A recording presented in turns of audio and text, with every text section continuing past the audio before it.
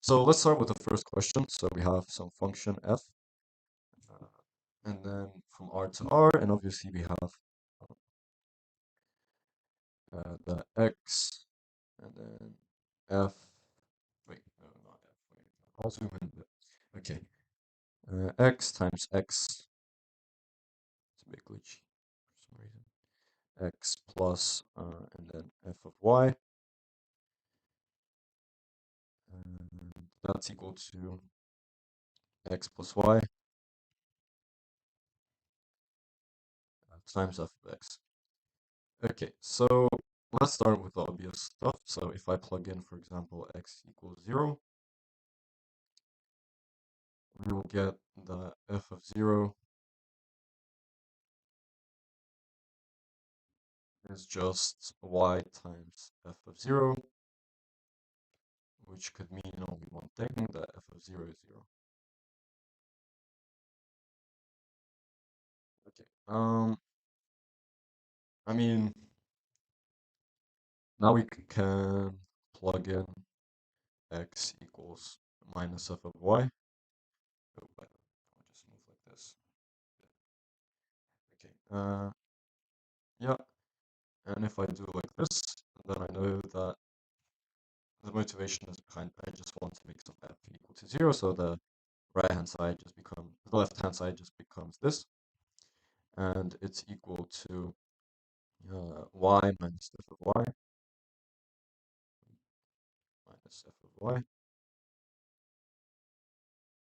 times f of minus y, f of y, like this. Okay, and obviously this thing is equal to 0, so either we get that y equals f of y, which would make us happy, or we also have a case that f of minus f of y is 0.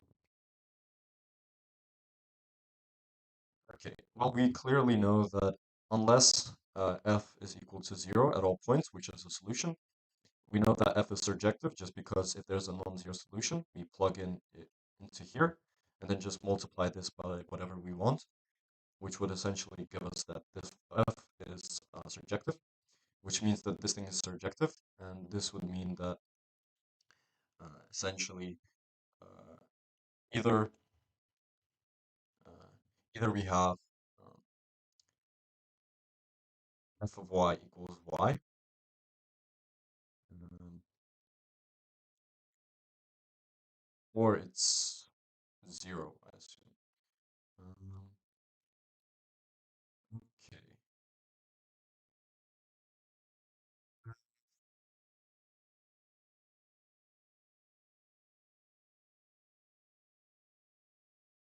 Okay, so also if I plug in x equals 1, if I plug in x equals 1, I'll get the f of 1 plus f of y. That is equal to y plus 1 times f of 1. And this means that essentially, unless the thing is 1, and actually for any x, like it doesn't matter if I take any x, if there's a x that f of x is not equal to 0, I can actually say that f is injective for all other y's because then these are equal and these are different if f of x is not equal to 0. So obviously the solution f equals 0 works. So this is a solution. And in the other case, if there exists a non-zero value, then we get that f is bijective. And from there, we essentially get that from here, we get that f of y would be equal to, well, minus f of y would be equal to 0, and so y equals 0. And therefore, we get that f of y equals y. And that's the solution for the first problem we have today. Oh, there's many comments. Yeah. Hey everyone. Hate missing you. Oh my. Okay. Yeah. I'm sure you can solve this. Okay. Let's go to the next question. Um, Merry Christmas to all the new people. I'll just take off my hat.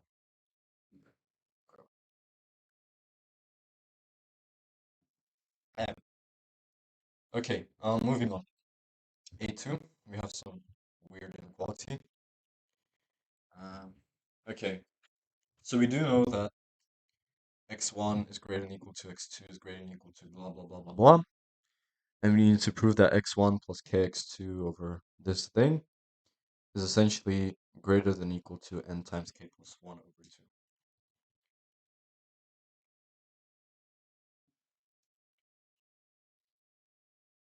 Okay, so let's have a think. Um, hmm, well, we know that k is greater than 1. So essentially what we can do is, I think, order all these things. So we know that x1 plus kx2, or actually, oh, we can't really do that. That's sad. I wanted to order them, and that would just like allow us to use some inequalities, the trans inequality in particular. Um, okay.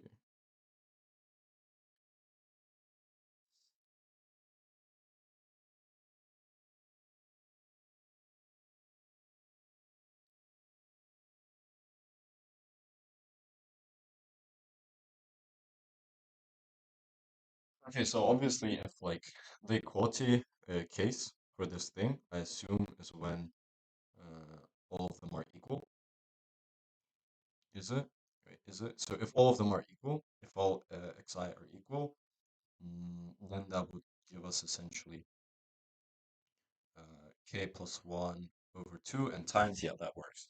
So essentially, like, um, the equality case for us is pretty much no. Uh, and our job is just to show that it's the only case. Or, well, the only case where equality holds. So, yeah, I hate inequalities too. Stop mixing. Could you change the position? Oh, yeah, yeah, yeah, my bad, my bad. Um, okay, how about we do maybe like this? I'll just make my pretty face a bit smaller. Uh, I hope that helps. Um, okay, I'll try to keep it all on the right hand side. So, we have this weird inequality that we have to solve. And I mean, it looks like I would hope to induct on this. Just I need to decide what do I induct on. Um, so how about we induct on k? So k is greater than 1, right? Um, if I go from k to k plus, so let's just try some induction things. So if I go from k to k plus epsilon, right? Um, the left-hand side increases by like epsilon just essentially cancels out, right? Well, okay, what we add is essentially epsilon and then x2 over x2 plus x3, and then plus epsilon x3 over x3 plus x4, and blah blah blah blah blah, all this thing. Okay, and at the end we also get like epsilon x1 over x1 plus x2. We add this thing, and then we want to show that's greater than equal to, well, what we add here is essentially epsilon times n over 2. So we cancel the epsilon out. And we also see that we just want to show this is true. Um, yeah, like this.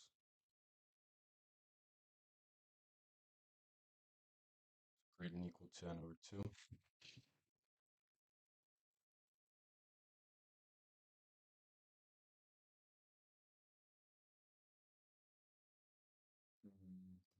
Well, this looks like the trans inequality, but it's a bit weird because we do have the xn over xn uh, plus x1.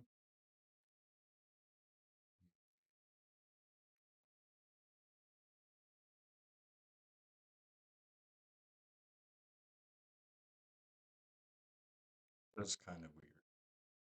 But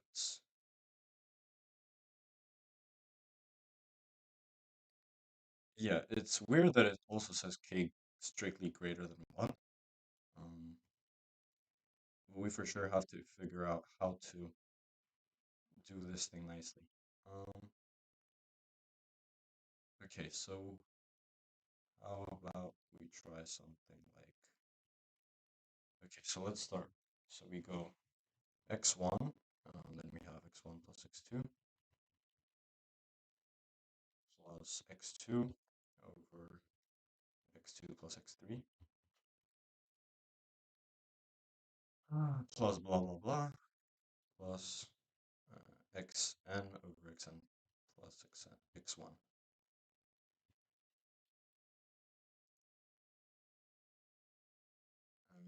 How about we just throw in the 2 everywhere over here?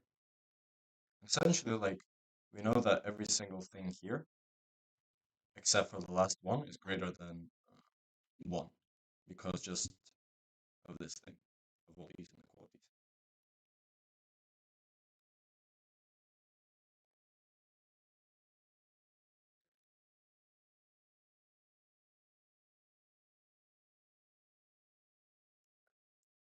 So,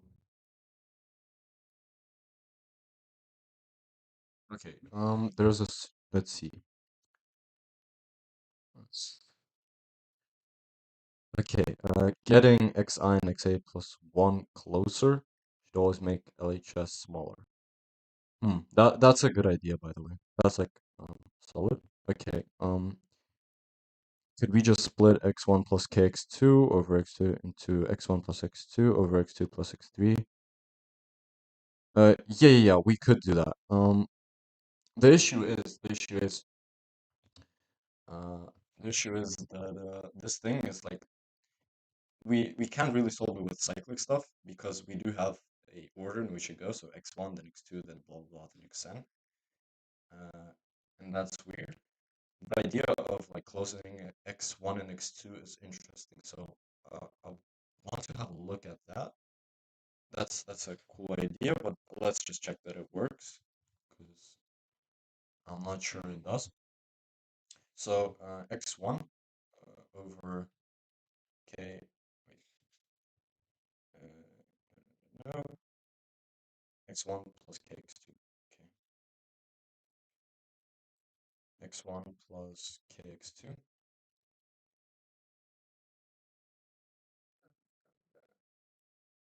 x2 plus x3. So let's, for example, look at x1 and x2, right? The question is, oh, you close in the sum, I assume, but or do you close in x1 plus kx2? That's another good question to ask. Um, okay, that's x1 here. Okay, x2 plus kx3, low key. I think that it's it's too complicated. So if you try to close in x1 plus x2, if this is fixed, then like everything just changes so weirdly that low key I think this doesn't really work. I just don't see it working. But maybe I'm wrong. Maybe my intuition is wrong, but I don't see that. Okay, back to this thing. Like, I keep thinking about trans inequalities because, like, everything is a bit skewed, and this is usually a good indicator that they're useful. So, yeah,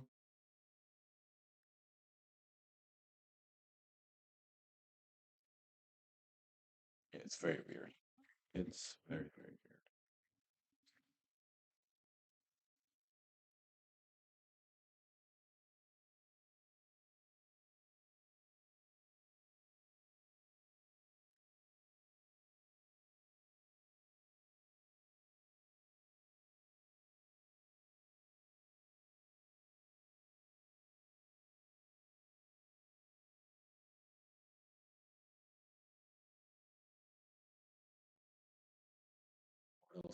I mean,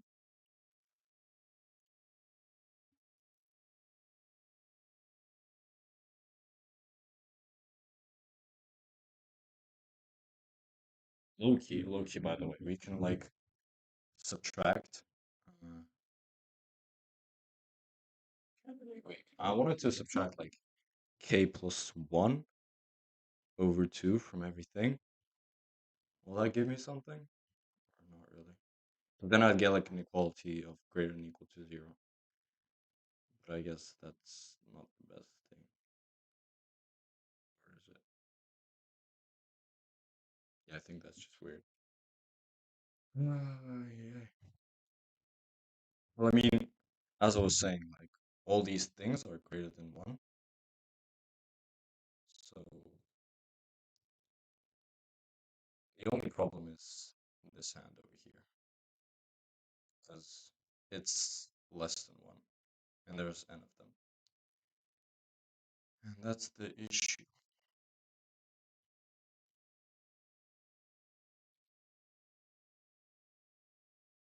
Yeah, and for induction as well. I thought about that from the start. It's enough to show that the sum of x1.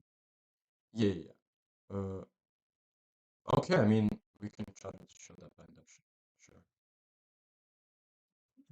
Okay, so suppose this chunk is true. Now let's add, we want to add 2xn plus 1. Oh, oh, come on. This goes to xn plus 1. This, like, the problem with inducting on this is that this changes the last denominator and also adds something else. So that's kind of weird. Like, the problem is it's cyclic, right? So x2, x3, like they all go in x1 plus x2, then x2 plus x3, then xn plus x1. Then how would you resolve that you need to absolutely get rid of this thing and add something new? Do we just like try to bash it or something? I mean, I can try, but uh, just, I mean, I guess we can try. So if I start, I'll paste this thing again, just here somewhere.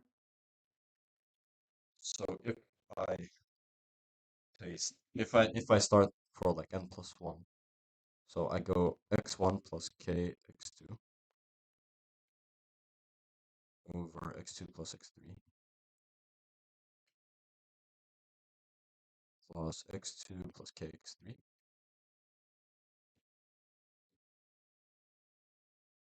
over x3 plus x4.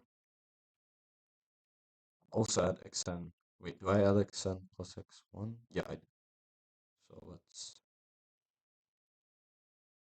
wait. Yeah, x1 plus x2.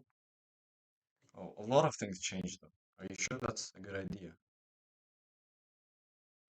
Thanks about Primo 1. Use induction on K. Well, yeah, I don't think induction on N works because like too many things change. But induction on K, like K is greater than 1. So I mean it is logical that I think that for K equals 1, it seems true, but I'm not sure. Because like why is it K greater than 1? And the other thing is like we have nothing to start from. So that's another thing that's very weird to me. That like this thing shouldn't be true. So k is greater than 1. Like if k was 0, for example, the right hand side would just be n over 2, and this thing would be the same as this. So it's I don't think even this is true. So I think inducting in this question is like just death. Oh, that's the issue. But k is greater than 1 should be like used to uh set some inequalities. That's what I think. Because k being greater than 1, like I'm pretty sure that it must be used in terms of like k x2 is greater than x2, if that makes sense. Because otherwise, that's just like you get these things that I don't think would have been true unless like the problem guy who wrote this question, this Ilya guy, unless he's like super, super weird. Like, there's no reason why he should have um, said that k is greater than 1 if it's not true. So it's like kind of weird, I would say.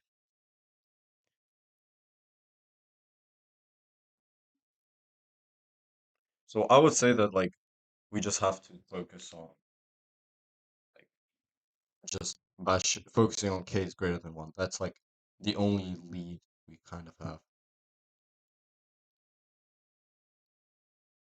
Uh,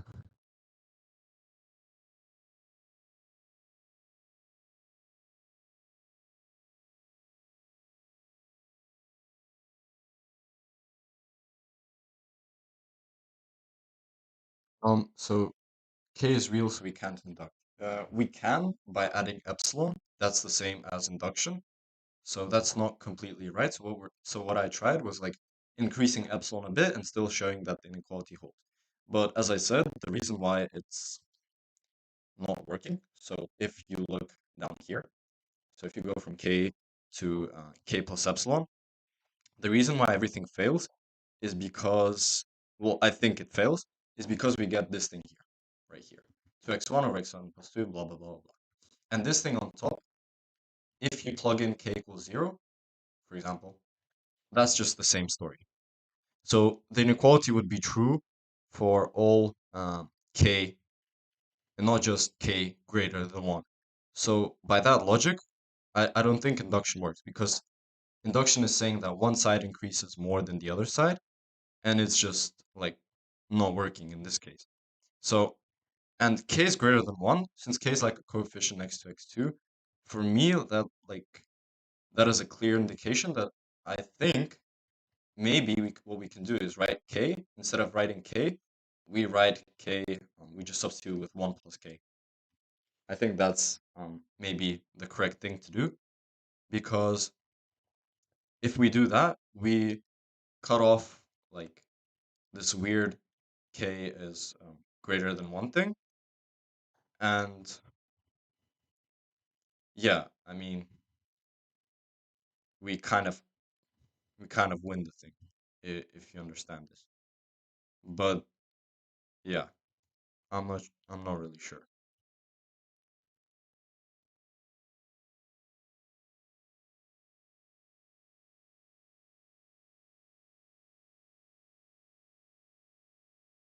Yeah, so let's just do that. Okay, let's paste this annoying question again. Just try to finish it. So instead of k, we write, say, instead of k, I write 1 plus m. And then I say that the thing is equal to, we can then just factor the m out and say that it's equal to m, and then x2 over x2 plus x3 plus x2, no, x3 over x3 plus x4. And then I continue and I add essentially x1 over x1 plus x2. Okay, that's one part. That's factoring the m out. And then I just get the sum of x1 over x1 plus x2, like this kind of thing. Wait. Yeah, here I get x1. Wait, isn't it the same? Oh my gosh. Please don't tell me it's the same. Wait, what? Wait, did I do something wrong? I should have. Wait, x1, k equals 1 plus m.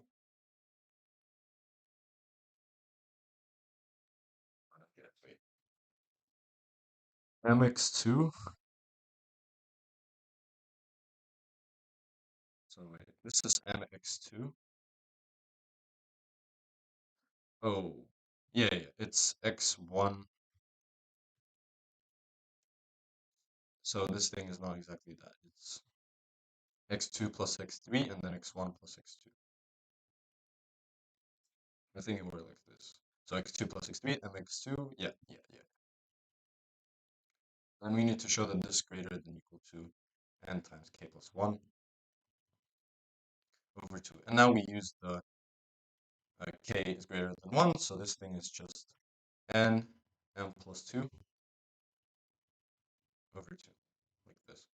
Okay, and this thing is equal to, I'll actually rewrite it as n plus mn over 2. I want it like that. And I think that one of the sides will be greater than n and the other one will be greater than mn over 2. So probably this thing here is greater than n over 2, and this thing here is greater than n. And this looks pretty reasonable, low-key. So if I start with this thing, for example, this is just AMGM. So by AMGM, I know that like it's just a sum of like A1 over A2 plus A2 over A3 and plus blah blah blah blah plus AN oops, over A1. And that is always greater than equal to n just because AMGM, right? Wait, that's yeah, that's correct. And now we just need to sort this thing out. And we need to remember that x1 is greater than x2 is greater than blah blah blah. Oh, we're done. Okay, fine. Oh, this is interesting. So this thing is, for example, greater than equal to x3 um, over x2 plus x3. Wait, is it correct? Is it correct? Yeah, and this thing is like greater than equal to x4 over x3 plus x4. And same with this thing here. It's greater than equal to x2 over x1 plus x2.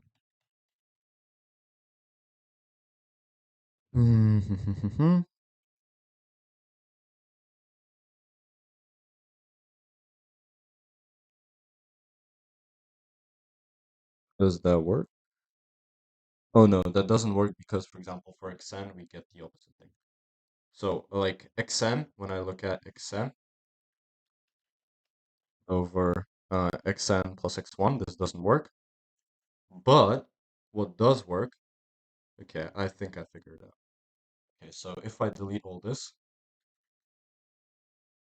the cyclic stuff like x2, x3, it's like unstable, so we don't want it. Like we don't want any inequalities with them.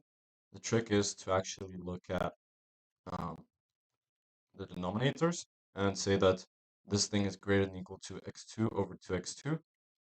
Yeah, okay. This thing is greater than equal to x3 over 2x3. So everything is 1/2. And this thing is greater than equal to um,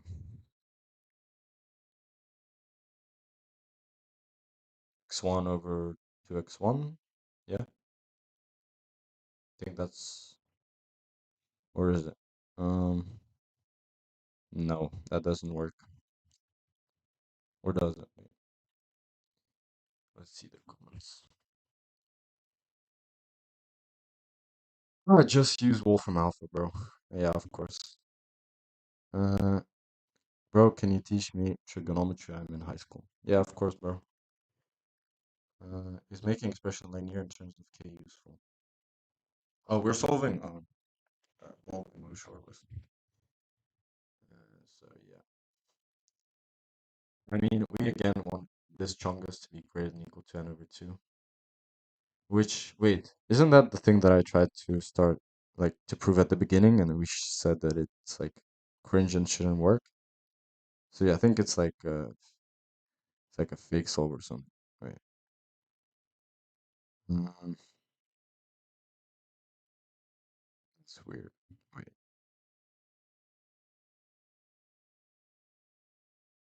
Who created this question? Ah, yeah.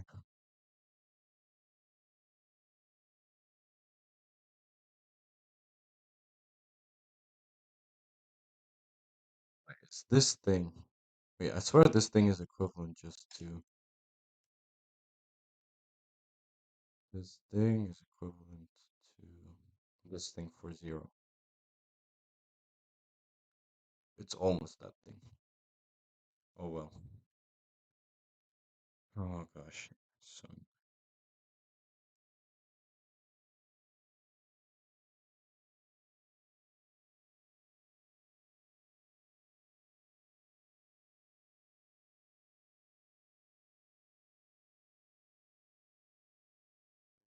um,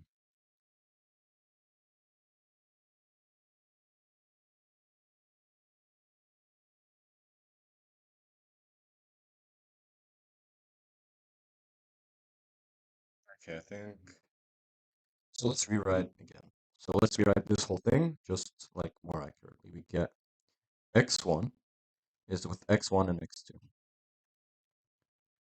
Then we have all these guys that are normal. So we have x2, and then we have x2 plus x3. And then blah, blah, blah. We have still the normal guy, xn minus 1, right? Over xn minus 1 plus xn. And then we have the weird guy, which is xn over xn plus x1. We want this greater than equal to.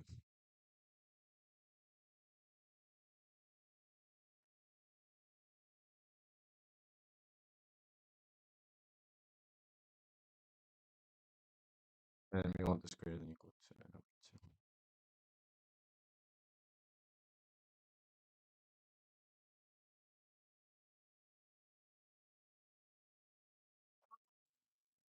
So annoying.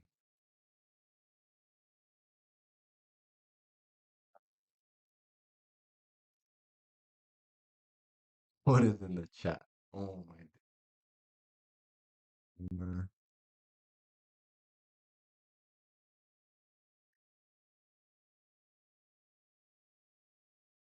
This is so weird. Why why is this question so weird? Okay, this is not the same by the way as we had in the problem. Because if k equals 0, that's not the same thing. Okay, we want this thing, right? It's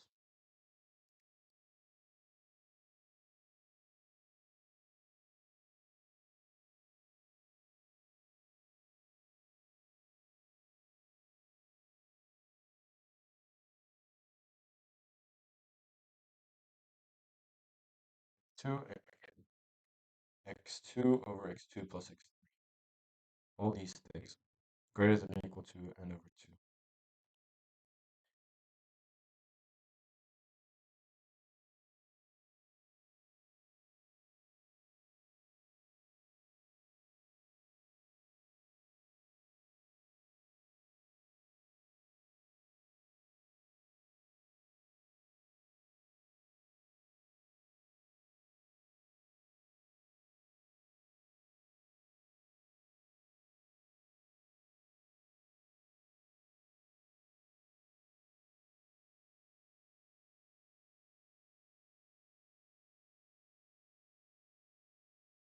Or we want to show that, for example, x2 over x1 plus x2 plus x3 over x2 plus x3 plus blah blah blah blah blah plus xn minus 1 over xn minus 1 plus xn. No, xn here. Xn. We want that to, and also x1 over xn plus x1.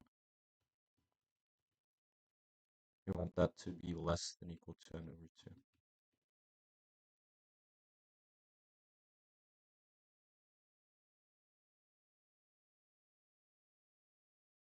Wait. Isn't there like a thing that, uh, wait. Hmm.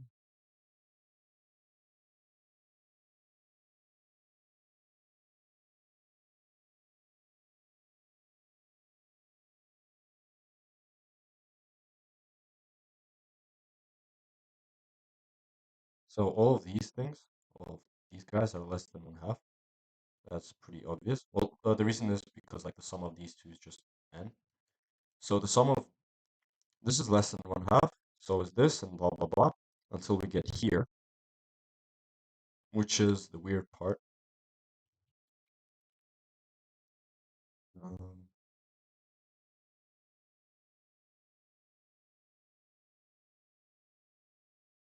less than equal to 1/2 to x1.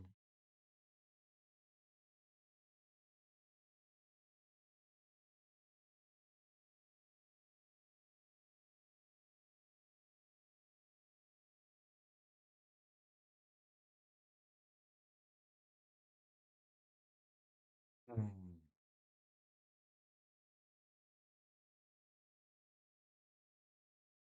Okay, how about we use Cauchy-Schwarz, and from here um, we write that x1 plus x2 over x1 plus blah blah blah plus xn plus x1 over xn should be, wait, no, we can't, wait, which word do I do it? Oh, I write from here actually. So I put x2 here and x1 here. Um, yeah, so I write from the second expression, from this one here, I write x2 here and x1 into here, and that should be greater than equal to 2n because of Cauchy-Schwarz. And now we cancel the first n and we just get x1 over x2 plus, oh, finally, oh, Jesus, bro, this is such a horrible question. Oh my days, bro. Oh my. Okay, and this is greater than equal to n, and we're done. Okay. This is just so trash. Okay. Okay, enough algebra for today, bro. I'm tired. Okay, the NT looks chungus as well, though. What is the smallest sum of digits? Okay, how about, okay, guys, what do you want to do? Some, like, combi, geo, or, like, this chungus NT? Okay, IGCC is kind of hard for me, although it says basics. NT, fine. Bro, IGCSE is just like annoying as hell. Um, sure. So let's do that in some NT. But low key, this just looks so chungus. Okay, let's read. What is this? Okay, I'm not solving this. I'm sorry. What is the smallest sum of digits? No, I'm not doing that. Um, A, B, N are positive integers that A is greater than B, such that all of the following hold. These dividends, the dividend, this. Okay. For every natural number x, let p of x be the product of the digits of number x. Now, what is up with this NT section? Like, genuinely, what is wrong with this NT section?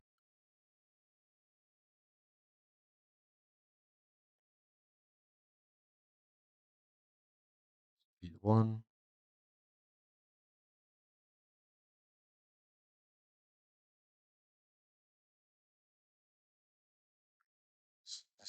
Okay, this is not the NT we like.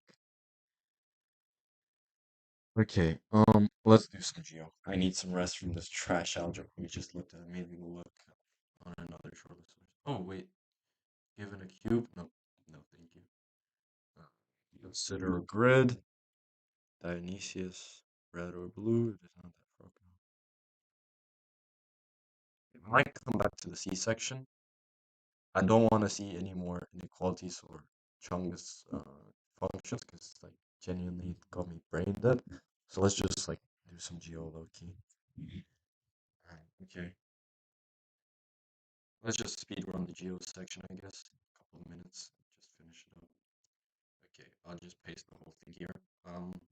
Yeah, and I won't be using GeoGebra because that's just gonna be too easy. So we're just gonna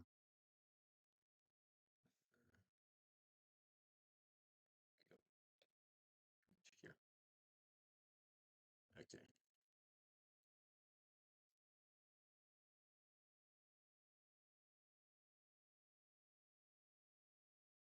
Oh,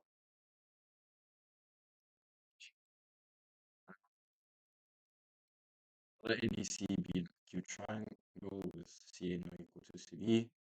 TATB be tangents to omega A and B respectively, which mean x. Okay, let's start with G1.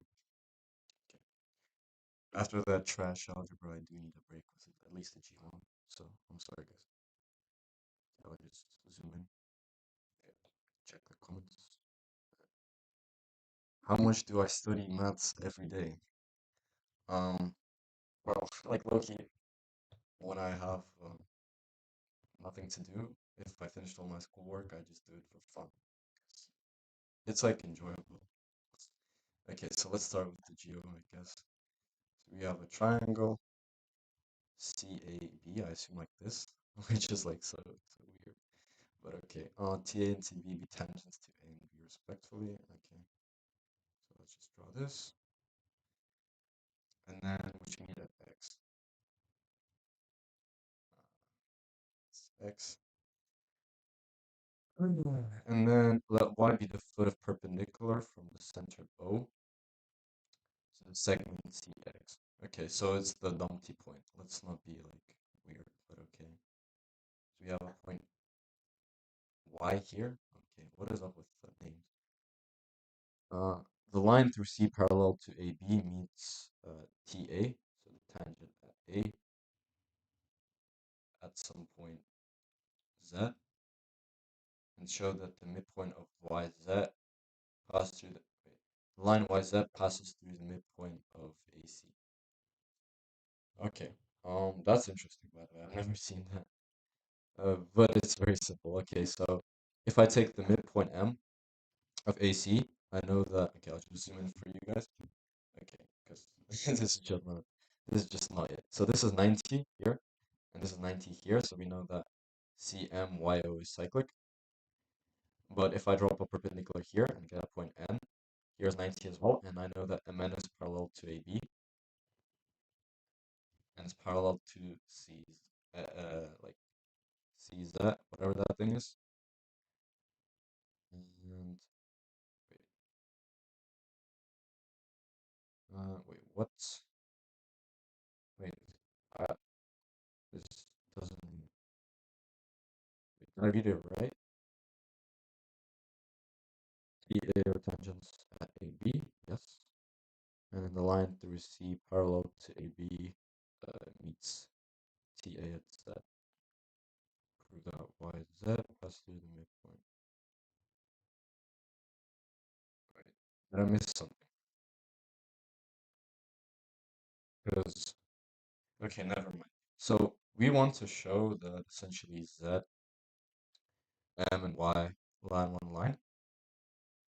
Okay. And I say that by radical axis, I want to like do some PowerPoint stuff. So if I label this point T here, uh, CT, oh, ZT times ZT, Zm times Zy, and we have Za squared.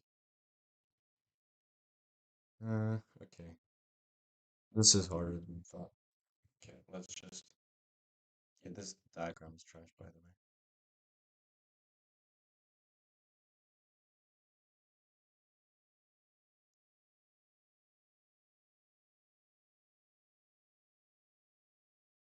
Let's just quickly come up with something.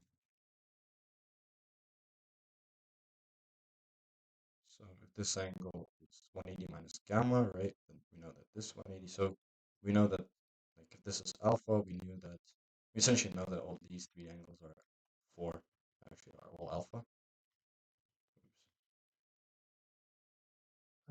So 180 minus alpha, and we know that this is alpha. Okay.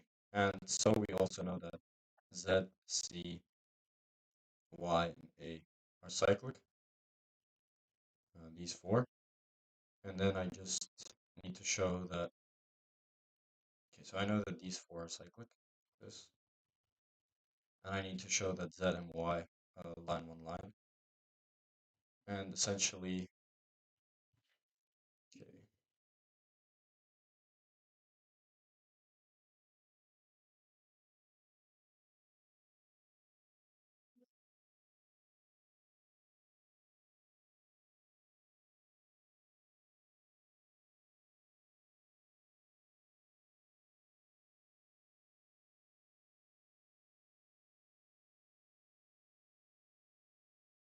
to show that like AZM is equal to this angle here, which is worse than, okay, so let's say which angles do I want to show that are good.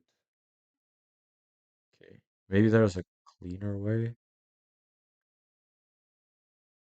Because like, okay, let's redraw the stuff without anything we don't need. Because we don't actually need point X. I don't know why they added it. Like, it's just weird. So let's just redraw a quick diagram and just finish this up. This taking way longer than I like to. So if I draw a parallel line here, tangent here, this is equal to this, midpoint here, and I want to show that if I take the circle here, which is tangent to the big one, I want to show that if I take a point on this median, so essentially such a point that this is cyclic, which we already showed. So it's like the way we define this point is such that this is cyclic. You got the point on these four. They're cyclic. We want to show that these line on one line. And then this is the point. Okay, we know that O is here, right? So we want to show that this angle here is the same as this angle here, which is equal to this angle here. And since this is the midpoint and this is midpoint, and this was 90 here, if I reflect it like this, it'll put on the circle here. And so we know that this thing is parallel to this thing, and we're done. Is this equal to this? All right, sweet. G1 finished. Now, G2. Let ABC will be a triangle. Finally, AB and AC are labeled correctly. And center I. Let's draw that real quick. Right, G2. So we have triangle ABC. A, B, C. We have in center I over here. Then we have internal bisector of angle BC intersects BC at point D. Okay, so we have point D here.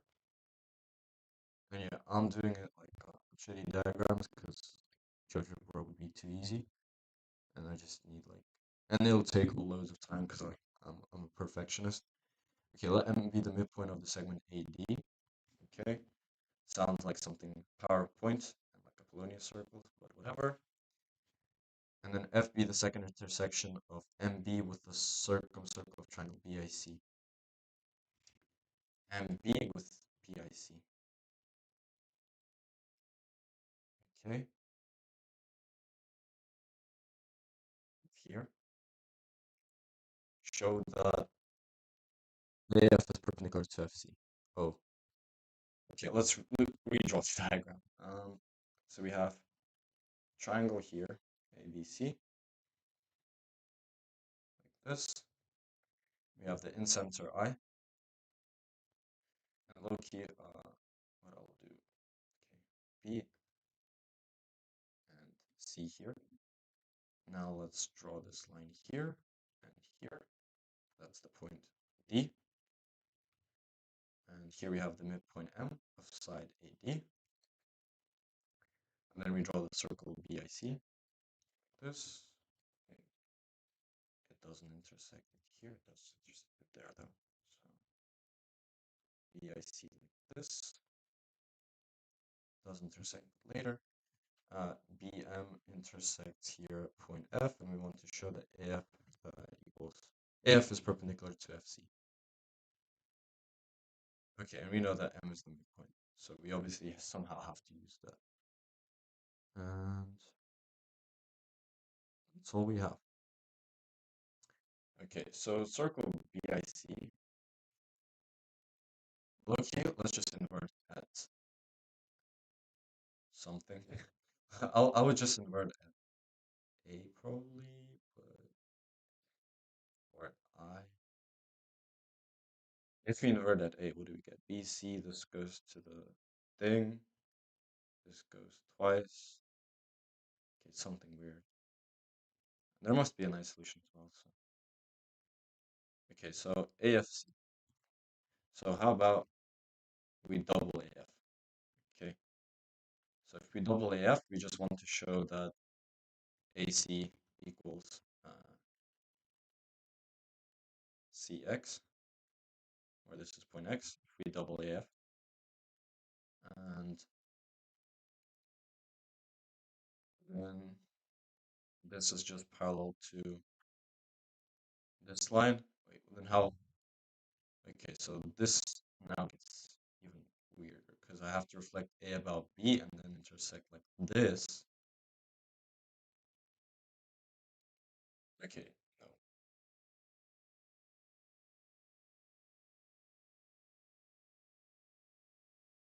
So let's just check the string real quick. Are you Yakutian? No. What? Try out June 2022 1H. You from King's Masquerade? Yeah, I am. I remember that I have access to the Archimedean's account. Michael, how you doing, brother? Well, I'm good. How are you? How do you study math every day? Oh, no, how much do you? Wait, I answered that already. Okay. Did you find it? It's one of the pentagons. Okay. Um, okay, I think I missed this Archimedean's guy. Going back to chat. Wow, but I hope I didn't like straight up ignore him or something. I just didn't see any messages. Okay, AFC is 19. So how about we mark the midpoint here of AC? That seems reasonable. And we just want to show that AN equals NF equals NC. And we know that, for example, MN is parallel here. So that's, I guess, at least something.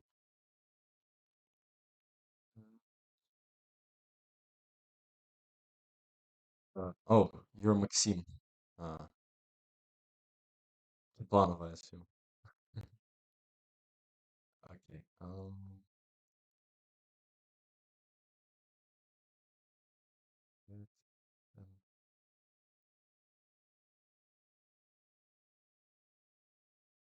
so I'm still thinking about this BIC circle because it doesn't make any sense.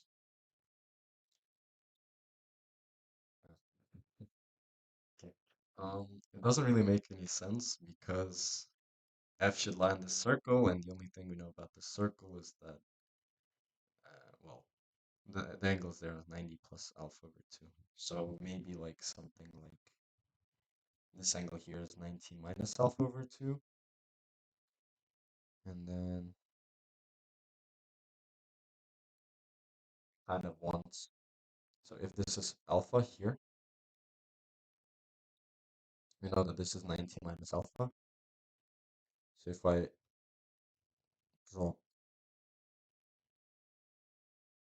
90 degrees in here, I would get that these 4 points are cyclic, I guess. I don't think that helps me much though. So this would be like 90 minus alpha if this is 90. But I don't think that helps me much, Loki. And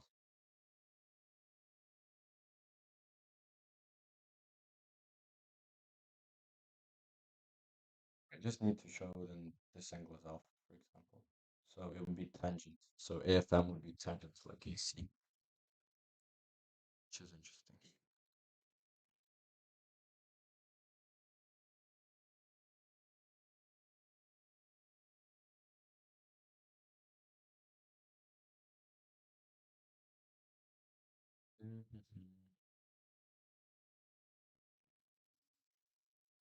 All right, let's continue to log in. Let's log in for this one. This looks a bit harder than G2. So let's start lock in. I here we have AI intersect here at D. So move it down. This is midpoint M. Here we have points such that these four are cyclic. And we want to like chase this angle over here. I'll just correct it a bit. Okay, and we want to show that this is 90. So let's think about what are things that we don't like about this. We don't like obviously point M, and we don't like point F, so we don't like absolutely everything, which is the annoying part. This is an interesting idea. However, like in order for it to be something good and not just some trash, we would have to show that, like, for example, NW is perpendicular to FC or NW is parallel. Interesting, interesting.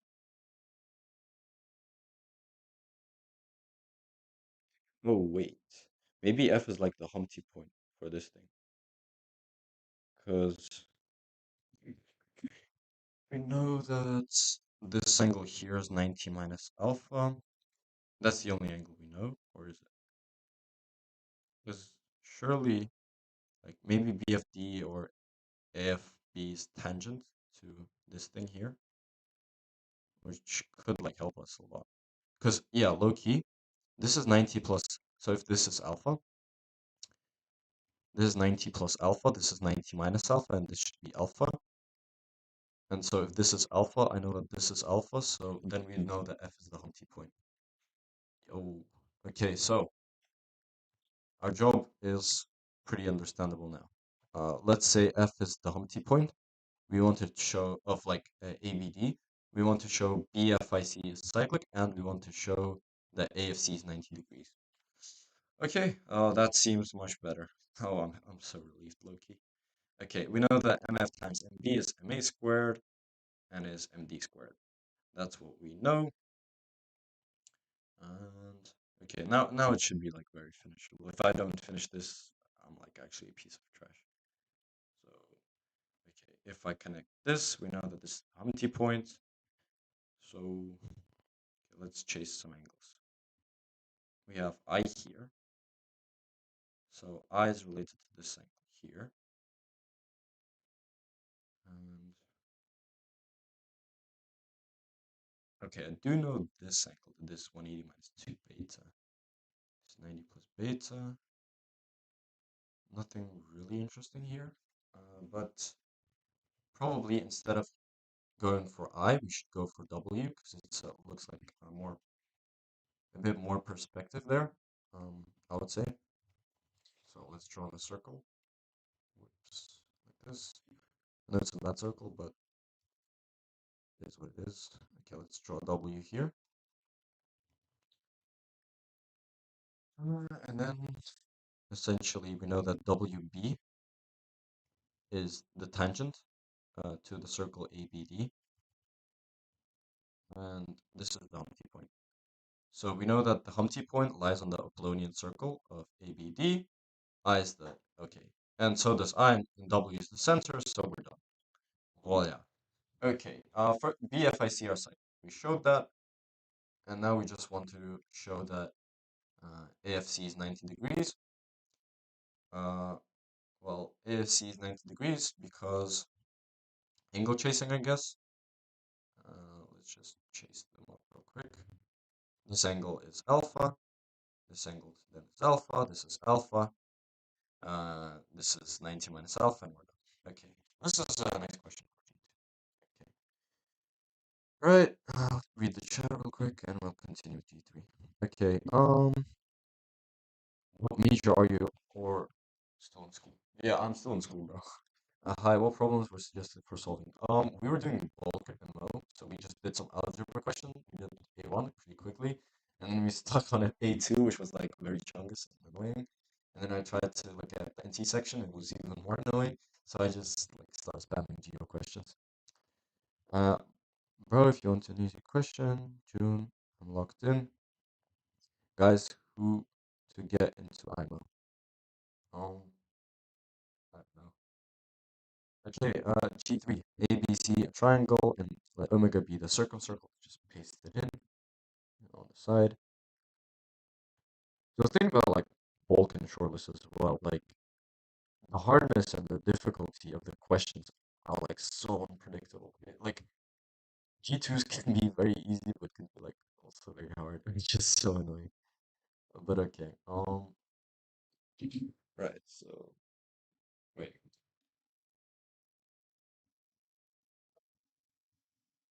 Let's power up and you know, I'll get my Christmas spirit. Right. There's also another solution using inversion. Yeah, bro. Probably.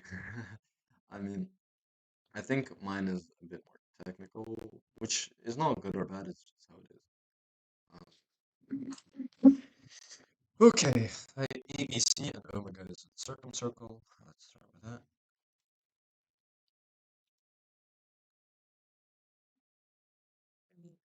BC. Omega is the circumcircle.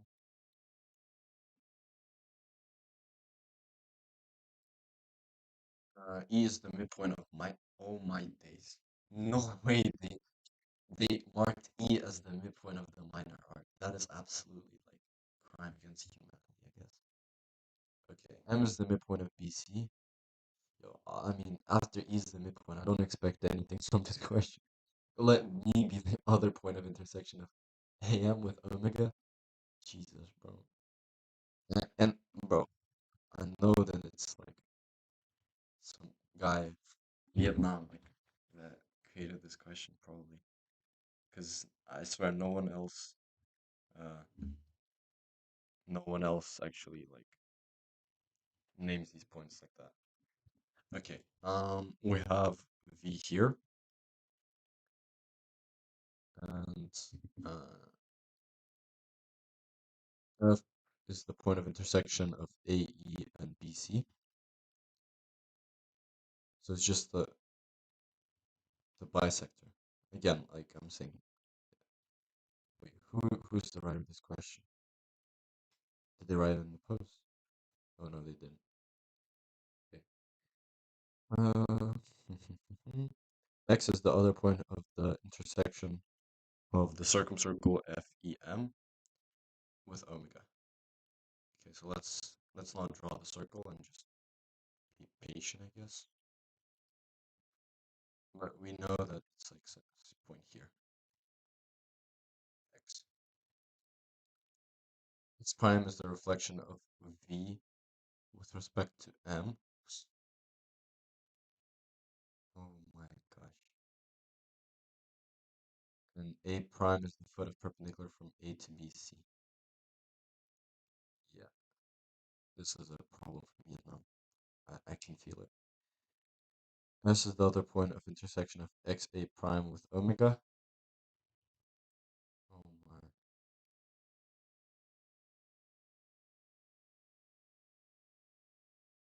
And Z is on omega such that AX equals AZ. Show that SX prime and Z are collinear. Yeah, that's right. Okay, I mean, FMEX are collinear. Well, they're cyclic, so I know that if I draw ME like this, and I take the midpoint of the arc here, then I know that these points line one line. That's pretty obvious. The reason is just PowerPoint N to BC, arc community line one, blah blah blah. Okay, that's the boring part. What else? Well, I also know uh, that x is actually the reflection of the hump. So x prime is obviously the Humpty point because it's on the median, and bx prime c is 180 minus alpha. Uh, and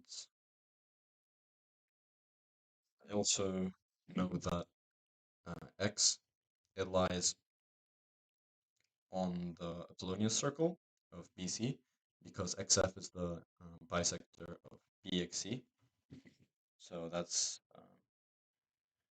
the reason why uh, it's like the reflection of x and x prime, why x prime is named like that, which is like weird, but whatever. And so, for example, F is the uh, foot of the bisectors, so we know that A, x prime, F, and x lie in one circle. But x is the reflection of the Humpty point, so A, B, x, C is harmonic. And then if I draw x, A prime, I intersect it at S, And we want to show that as Humpty point, and then AX equals AZ. So essentially, I want to show that AS is the external bisector of angle x prime SX.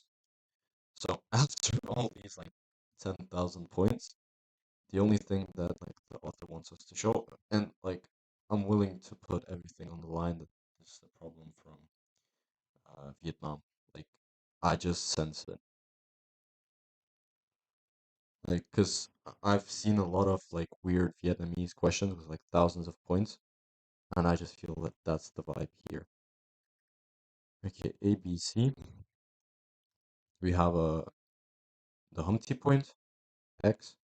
We have the reflection of the Humpty point, X prime. And we have the foot of the perpendicular from A, intersection like this, S. And we want to show that AS is the external bisector of X, SX prime. Okay. I was literally putting this all around. I mean, that's like, I'm not putting anything on the line because I know I will do it. So there's not much to gamble. Uh, so what I'm solving, and x prime's the empty point. Yeah, that's right. Okay, this is Balkan, by the way. Just let you know. So, all right. We want to show that AS is the external bisector of x prime SX. That's the whole question. Now, we obviously want to focus and target point S because we understand what point x prime is. And the way we do that is if I intersect here, point N, I will get that if, since AB x prime C is harmonic, I project it through the foot of the height and I get that S B and C is harmonic. And this essentially means the reflection of N about BC will be the Humpty point of SBC, which means that it's the Q point. It's here. S is the Q point because H is the Humpty point for SBC. And now we just want to show again. So S is the Q point, and therefore we know that MSA is 90 degrees. So we just want to show that SM is the angle bisector of x prime SX, but we know that SX and x prime are cyclic. Why is that true? Well, it should be, but I'm just trying to see why.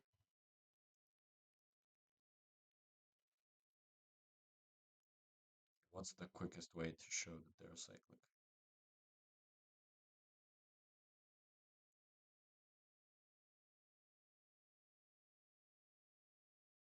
Okay,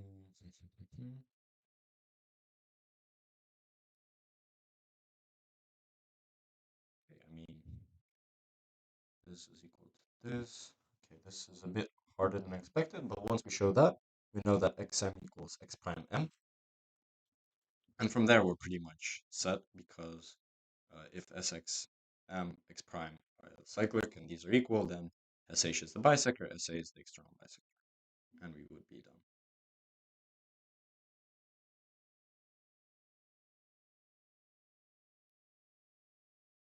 So we just want to show that Sx m x prime is cyclic.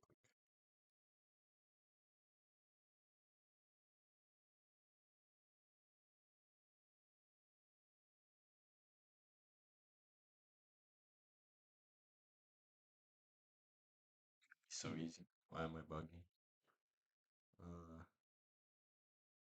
I'm bugging so hard. It should be like obvious, by the way. Like I just feel that it's obvious, but I don't see it until the end.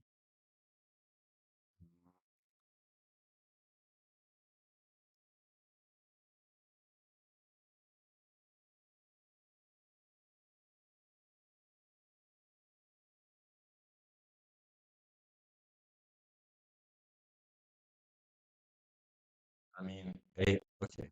This is 90 and this is 90 here as well, right? So this is, so ASXH cyclic. So this angle here is equal to this angle here, and this angle here is equal to this angle here because of parallel, and this angle here is this angle here, so we're done. Okay, yeah, like it's expected that the harder the questions, like for Balkan, it's quite a common theme that the deeper you go into the shortlist, the easier the question is. But this is just like, this shouldn't be in the shortlist. It's just like a bunch of facts jumbled into one question. So I'm against such stuff. I like G2 though. Okay. Uh, Let ABC be a triangle. Okay.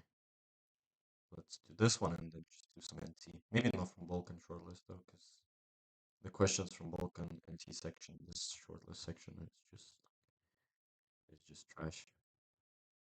Okay, I'll read the chat real quick. Uh, did any of y'all participate in that competitions? Yeah, I did participate in BMO. Uh,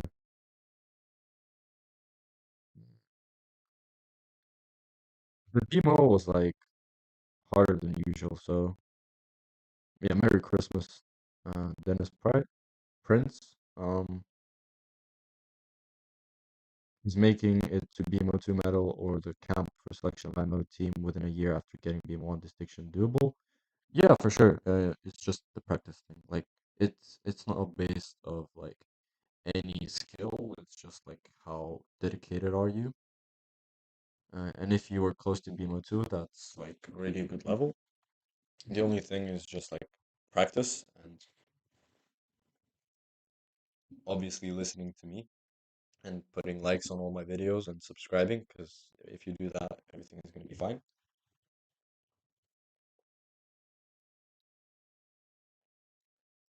What should I do to enter BMO?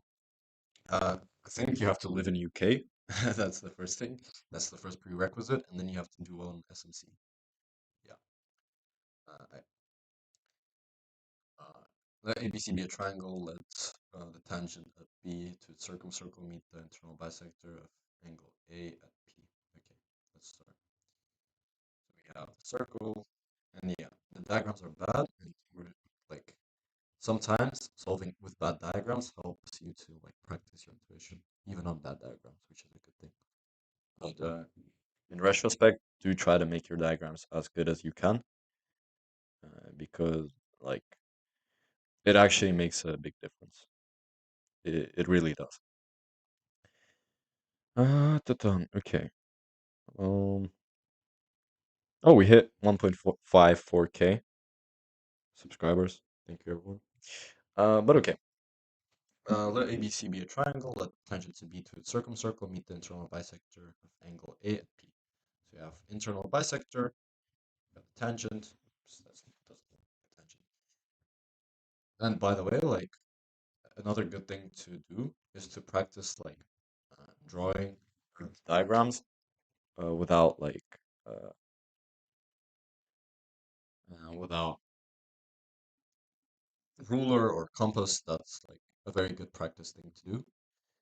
And like to to be honest with you, I never use a compass or a ruler. Never.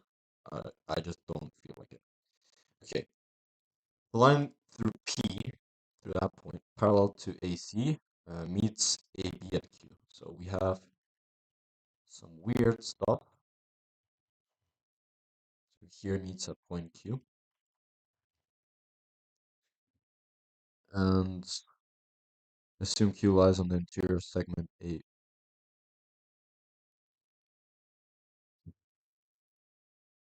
Yeah. Uh, can they just... Mhm. Yeah. I'm not trying to like be annoying, but I'm not gonna read 12,000 of diagrams. So I mean, I think we solved enough geology, and I think that nothing. Wait, let me read this. D is the other intersection of angle bisector. Let E and F points on AB such that A equals AF, and let the point P of intersection of AD and EF Let M be the midpoint of BC. Prove that AM and the circumcircles of AEF and PMD. Okay, this looks interesting, but it might take a while. Or it's probably easy. Okay, how about we do some NT? Okay, low key, very low key. Because I'm starving for some number theory. Okay, I'm not doing that. Uh, yeah, this section was the bad NT section. Ooh, ooh, ooh, this looks interesting. 2021 patrol list. Okay, see that in section.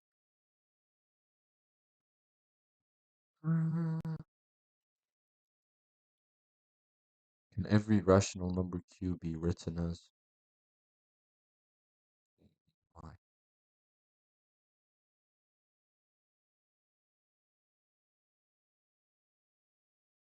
Okay. Yep. Yep. Okay. Okay. No thank. Maybe we should go to like some different contests because Vulcan NT sections are just not. Okay. What do we want to do? Um, Mania Masters of Mathematics. This. Okay, shortlist. I think I've done this one. What's the ends here? This might take a while. All of them might take a while, but let's just see which looks. Okay, I think this is just not rational because RMM will take ages. How about IMO shortlist? IMO shortlist should be very doable. Wait, let's get do the EMC questions. Oh, sure. Well, let's just do the EMC. Oh, sure. Well, I mean, I have to repeat them. Wow, this is 25. Alright, let's see. Problems. Senior. Senior or senior? This looks interesting. This looks. Okay, what is this NT? Oh no, this is algebra. And this is NT. Um, no. First NT is just waste of time. How about junior? I want some interesting NT though. So. Okay, let's try this.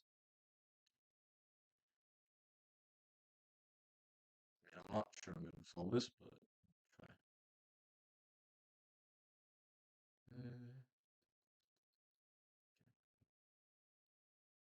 Okay, let's try to do this last NT. And it's kind of sad that.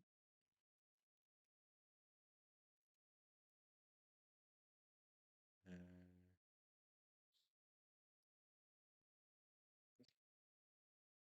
I'll try this, but I can't promise you that I'll solve this because it's a P4.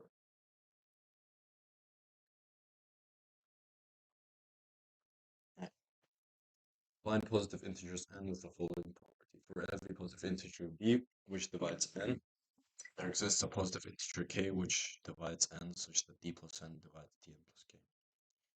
Okay, let's rewrite this. I'll check the comments one more time before I start blocking. Jesus, Lord, you believe he died. Yeah. Yeah, God bless you too. God bless you too. Uh, at least in the international stage, I know a lot of it is talent. Um, I wouldn't agree, Loki. Like, a lot of it, like, I think that getting good at IMO is just like a lot of practice and just believing in yourself and not giving up. Like if you just solve enough questions, like there's no way you don't get into IMO.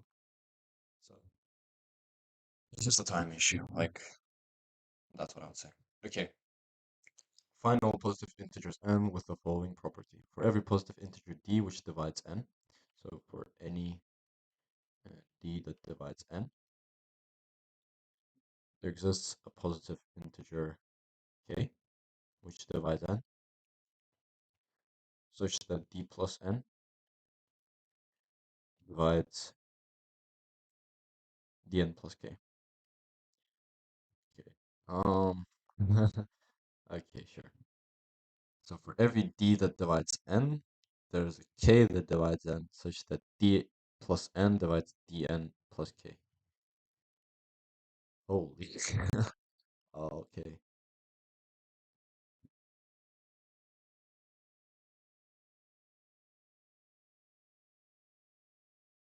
I mean, so if d is equal to 1, then n plus 1 divides n plus k. And yeah, that's fine. So how about let's just test the waters and let's just test some n values. So like I know it's a lazy approach and you want me to solve it from the spot, but low-key, right now I'm feeling like just exploring the waters. So 1, 2, so that's the values of n. 3, 4, 5, 6. Okay, please don't make the 6, 7 jokes, please. I beg. I beg. Okay. So 1. So d plus n, d is 1, 1 plus 1, yeah, checks out. 2. So 1 plus 2, well, we showed that 1 always works, right? So let's start with d equals n, for example. 2n divides n squared plus k. That's what we want to show. We're doing this for n equals 2. So, and in this case, wait, I don't think it's, wait, what? For every positive integer d which divides n, so for example, d equals n, 2n divides n squared plus k. So,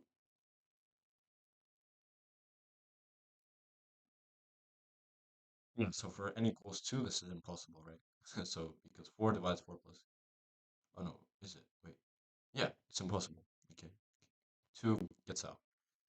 Okay, how about 3?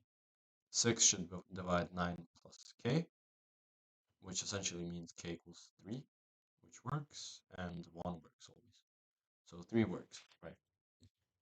Uh, yeah, 3 works. So let's look at primes, for example. So 2p divides p squared plus k. The only possible way is k equals p. So like all primes except for 2 work. So 5 works, 7 works, 11 works. Yeah, right, 13. 13 works as well. Okay, how about 4? N equals 4. D equals 1 works. D equals 4. We get 8 divides 16 plus k. And yeah, that's wraps.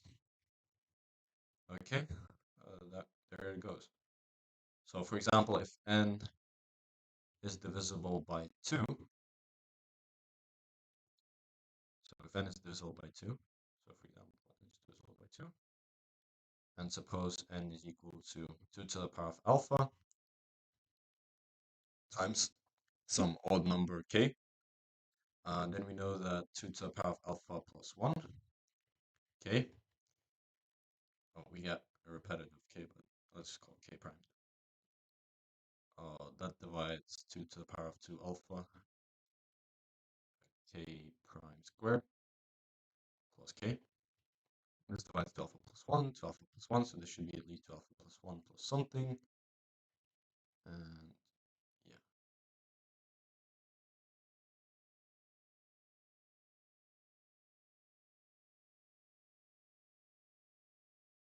This divides k prime, this divides k prime, and this should be divisible by k prime. So this should be 2 alpha plus 1 k prime. And yeah. Unlucky. Okay. I did everything right? 2 alpha plus 1, 2 alpha. So all the even ones, they're just chunguses. Okay. So all the evens will get out. I assume I didn't make a mistake here. Yeah, I swear that's how it works. All the even ones get out. Yeah, I think that's right.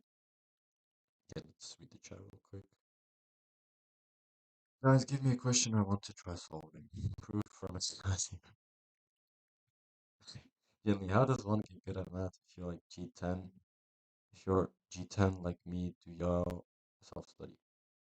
Grade 10, I think. Yeah, self-study, bro. Like a lot of people do.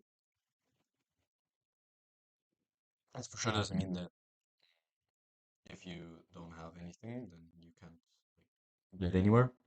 Like for sure, it is a possible way for you to get good.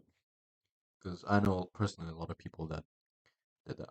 During the contest, I proved the primes work and didn't write it down on the official paper.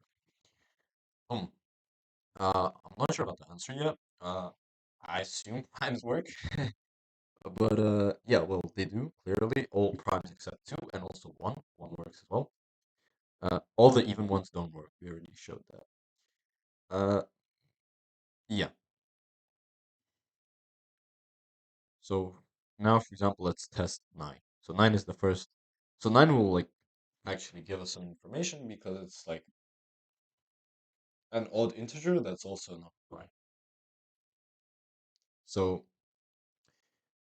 for odd ones, when 2n should divide n squared plus k,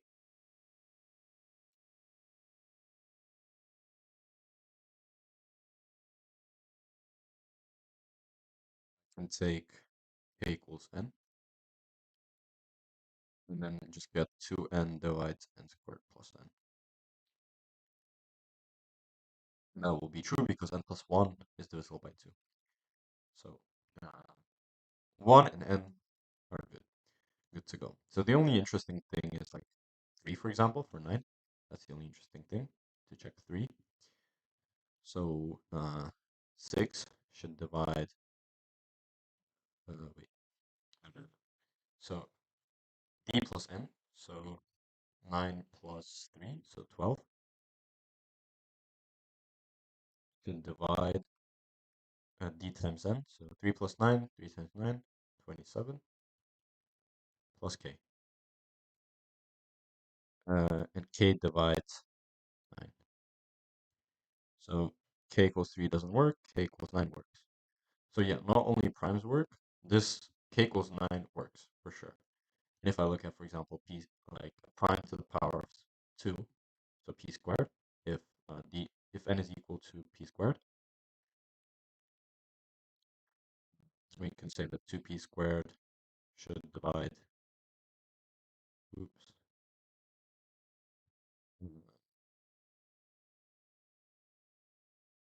squared. Okay, I'm looking at this, so it kind of confused me. So let's just rewrite d plus n divides dn plus k. If I look at p squared plus p, then it's p squared d is p, should divide p cubed plus k. And yeah, as we see, k equals p squared works perfectly. So that's great. So that's great. Okay. Yeah, I think that works well. So how about n equals p cubed? So wait, p to the power of alpha, let's just quickly get that out of the way. So d will be then p to the power of some k, or let's say t, p to the power of t plus p to the power of alpha, where this is n, should divide p to the power of alpha plus t, which is the product, plus some k. And if I take k equals p to the power of, wait,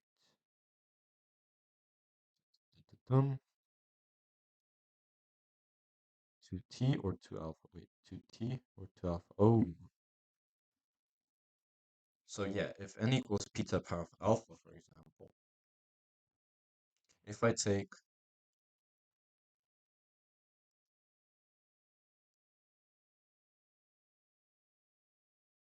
okay, wait, so it's not always possible, right? Okay, to the power of 2 alpha, or p to the power of.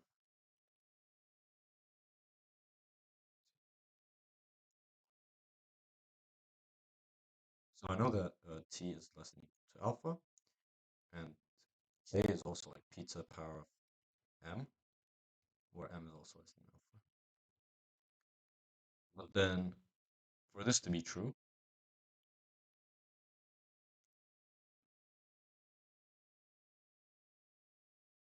right, if t is, for example, alpha minus 1, right? Surely it's impossible then, if alpha is greater than 2. So t equals alpha minus 1. So so maybe the answer is like, I don't know. Let's not skip to that part. P alpha minus 1 plus p to the power of alpha. And that should divide uh, p to the power of alpha plus t. So p to the power of 2 alpha minus 1 plus p to some power of m. So if I multiply this by p to the power of alpha minus 1, and I can cancel this out and subtract p to the power of 2 alpha minus 2. Yeah, 2 alpha minus 2. And p to the power of m is less than that. So I think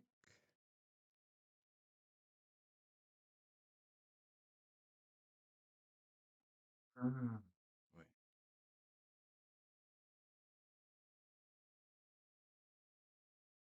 p plus 1 must divide this. And this is minus 1. This is 1. Oh my gosh. Why did it have to be so annoying?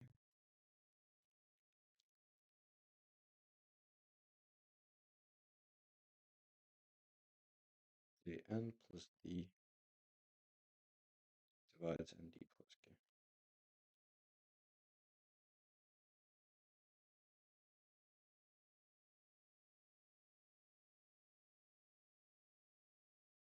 What if d is equal to n over some prime p? Then I know that n plus n over p divides n squared over p plus k. So this thing is divisible by n over p. This thing is divisible by n over p, so k must be divisible by n over p. And if I take the p as my smallest prime, so p is the smallest prime that divides n, then I know that k is divisible by n over p, which means that k is equal to something like some number r times n over p. And I know that this should divide n, which means that r over p isn't like, well, r is clearly less than p then, less than equal to than p. And also r should divide n, clearly, because, or r is equal to p. And since p was the smallest factor of n, then I know that r is equal to p or r is equal to 1. So for the smallest prime p, I know that either n plus n over p must divide n squared over p plus, so first case scenario is r equals p. So k is just n, right? So this is just n. In this case, is that true? Let's check. I mean, if I take away, I get this. And then I take away this, and I get squared minus n over p.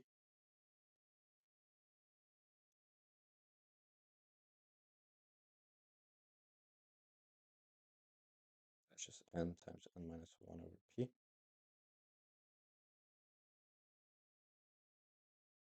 This divisible by n over p, this divisible by n over p. So let's divide everything by n over p. You'll get n minus 1 is divisible by 1 plus p. So yeah, p plus n is divisible by p plus 1 But we knew that p was the smallest factor of n, and p therefore divides p plus n, which means that so,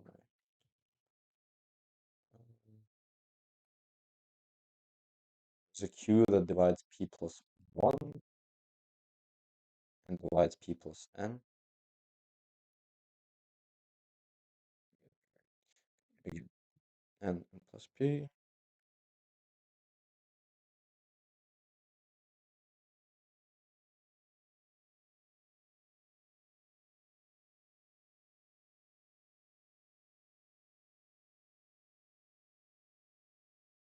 N was pk. We know that p plus 1 divides p plus pk. So p plus 1 divides k plus 1, which makes sense. There's nothing wrong with this, I assume. Yeah, there's nothing wrong with this. Okay, that's unfortunate. And what about r equals 1? So that will give us k equals n over p, which essentially gives us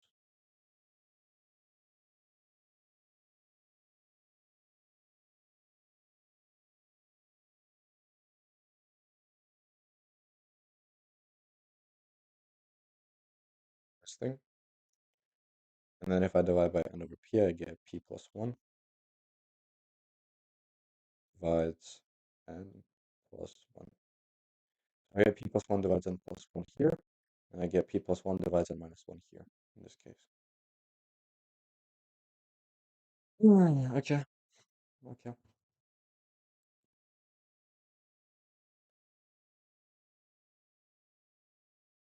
Which is, I mean, kind of limits what n can be.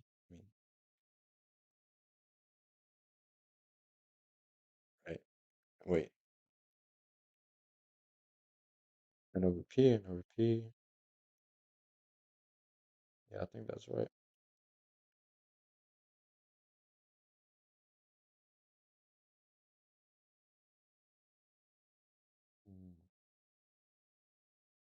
I mean,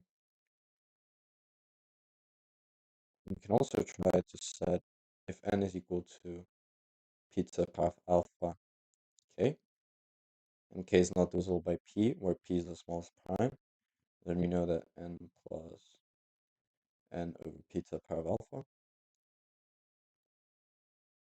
should divide the product, which is n squared over p alpha plus k. So this divisible by n over p alpha, this divisible by n over p alpha, so k is divisible by n over p alpha. So I mean, yeah, k would be equal to something like Rn p alpha,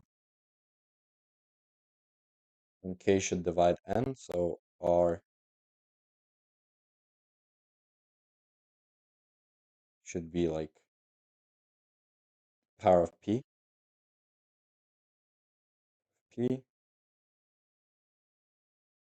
and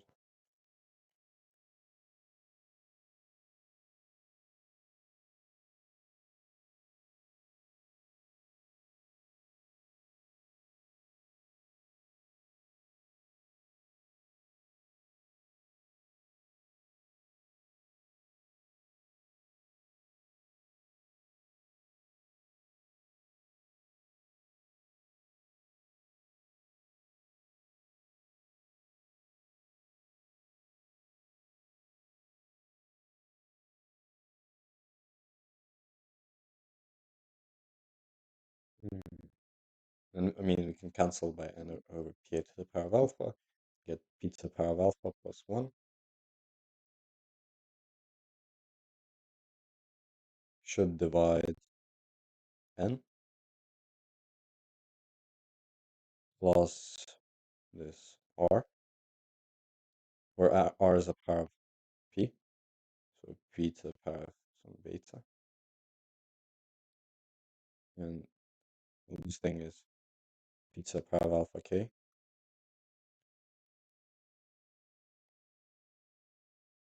Beta is less than or equal to alpha.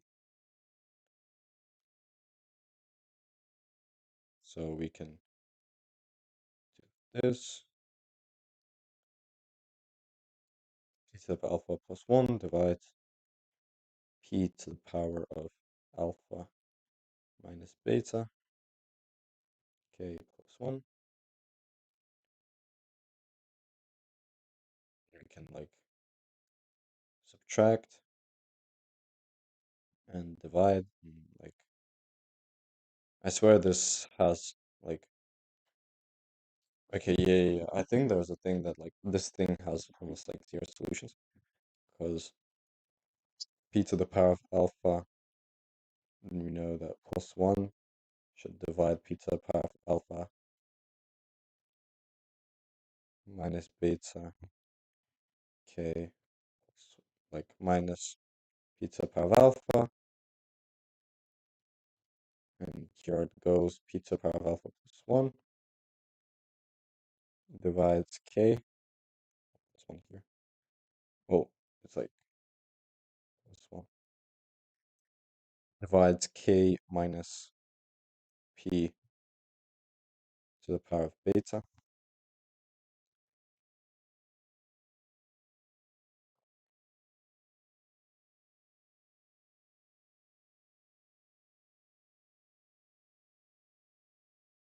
K is some factor of n. Wait, k is a factor of n. It's not divisible by p. But beta is less than or equal to alpha. And so like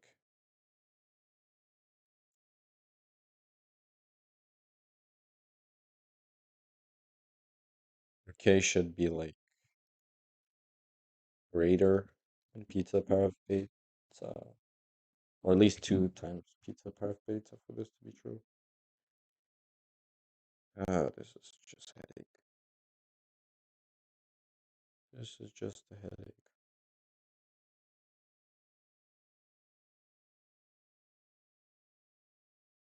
So essentially, like for any alpha, wait, no, not for any alpha.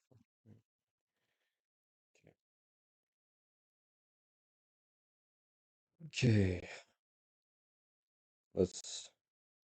So what I thought here, we used it for n over p, but we didn't use for p. So we also know that n plus p should divide np plus some k. And I can divide everything by p and say that n over p plus 1 should divide this thing here. Um,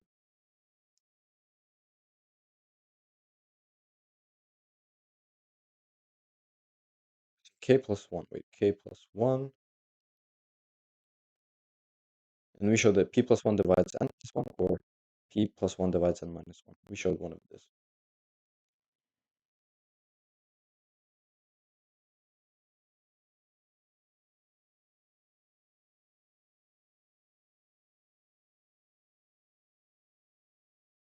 If p plus 1 divides n minus 1, then p plus 1 divides p plus n, and we would get that p plus 1 divides np plus k, which is equivalent to p plus 1 dividing n minus k.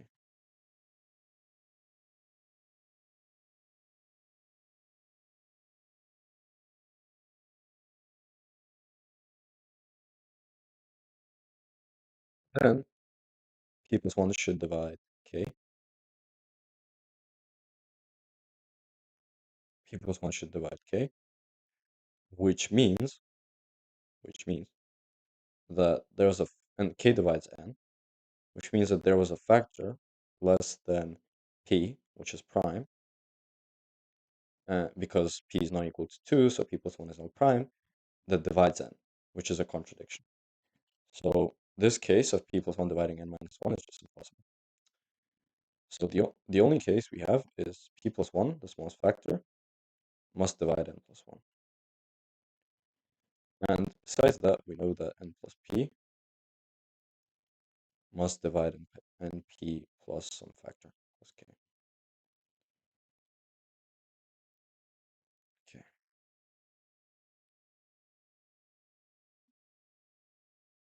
P plus 1 doesn't divide n plus p anymore, which is an issue because we kind of wanted that to help us. We really, but on the other hand, we do know that then in this case, uh, r is exactly equal to, so n plus n over p should divide, yeah, so this case, n plus n over p divides n squared over p plus n over p. So we know that p plus 1, yeah, that's essentially the same thing.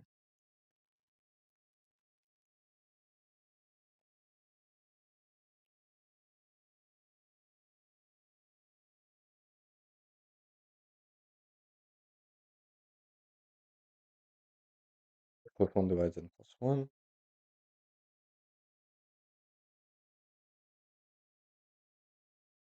N plus p divides n p. Okay.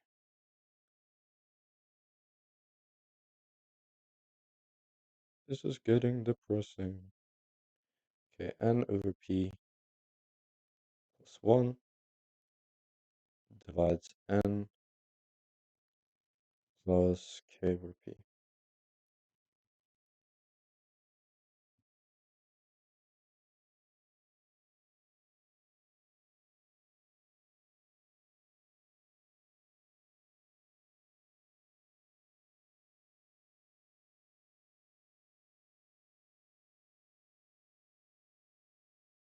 Yeah, the issue is now that n plus p doesn't divide thing, but n minus p does.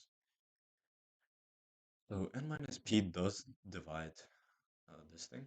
So I want to find, like, from this expression, n plus d divides dn plus k. I want to find such a d that this thing divides p plus 1. So p plus 1 divides n plus d. Well, d equals 1 would be nice, but it doesn't really work. Does it? D equals 1. I mean, d equals 1, we already checked it. Doesn't really work.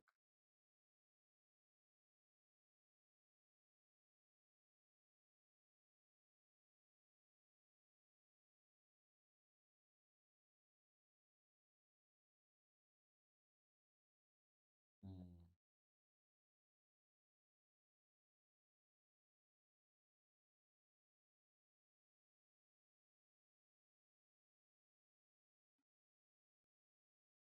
Okay. So if at least we got that kind of, that if n is p to the power of alpha times some number k, where p is the smallest prime, g plus 1 divides n plus 1. Okay, amazing.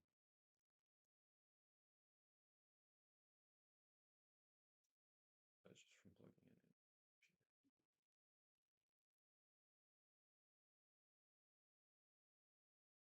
in. I mean, we can try n over p squared, but we kind of have to, like, we kind of have to get into this. So let's read the chat real quick. Mike, how long have you been doing this? Doing what? Mm, what is it about? Blah, blah, blah.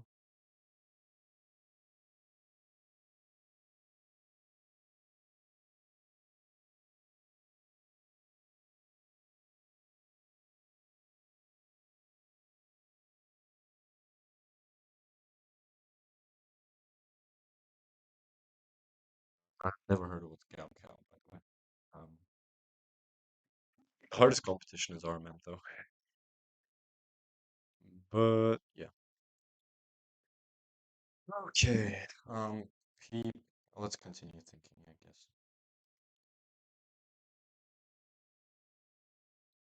So n plus d divides dn plus k. T plus 1 must divide n plus 1. Mm,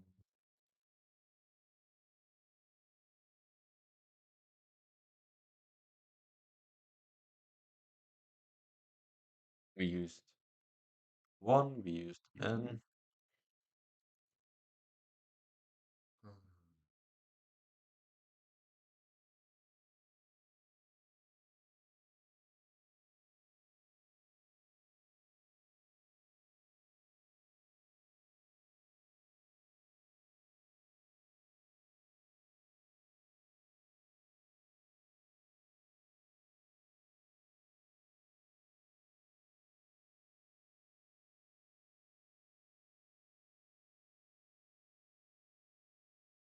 Okay, well, let's make one clear. This is divisible by d, this is divisible by d. So instead of uh, k, we can write always dk. And we can write, therefore, let's write n as equal to bd. Then we can write ab plus 1 divides abd. And k will be like 80. So this. From here, we can get ab plus 1. So k equals ab.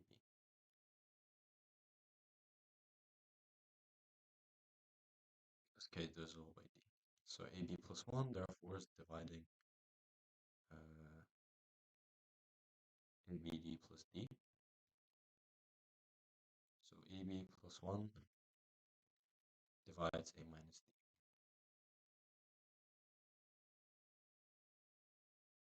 Or any d I choose.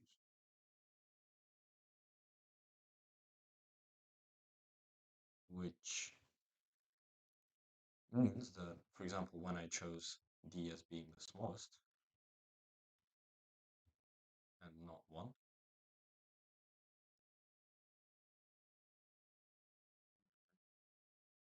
this essentially gave me that ab plus 1.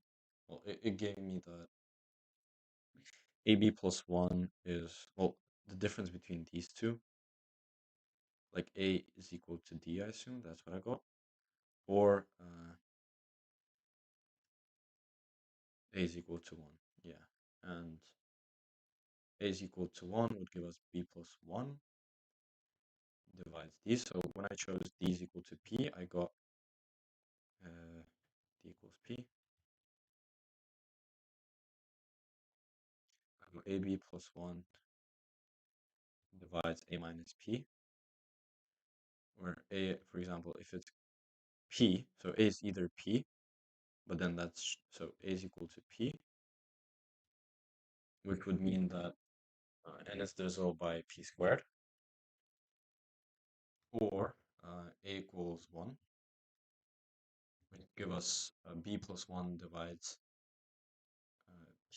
b plus 1 divides p minus 1, which is impossible. Or, yeah, impossible. Unless b is equal to 1, but then n is prime. Then we have greater, and then that's just impossible. So a equals p or a equals 1 from here. So a equals 1, p minus 1, b plus 1 divides p minus 1. Yeah, we said that that's impossible unless b is equal to 1, which is prime.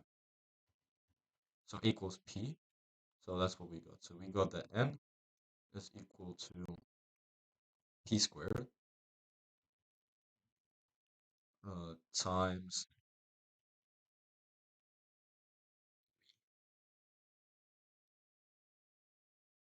and also we got that p plus 1 divides n plus 1. That's what we got as well. So this thing is congruent to b mod p plus 1. So the whole, so P plus 1 divides B plus 1 as well.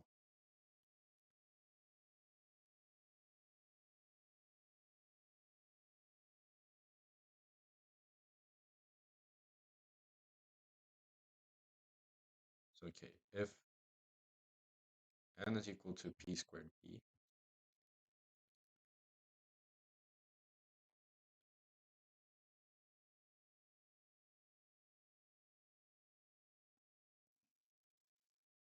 well, let's take, okay, we took d equals pb, right? And that's how we got p plus 1 divides b plus 1. So if I take d equals pb, I get p squared b plus pb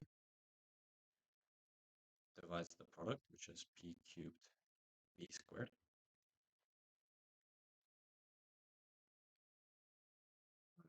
plus some number k. And then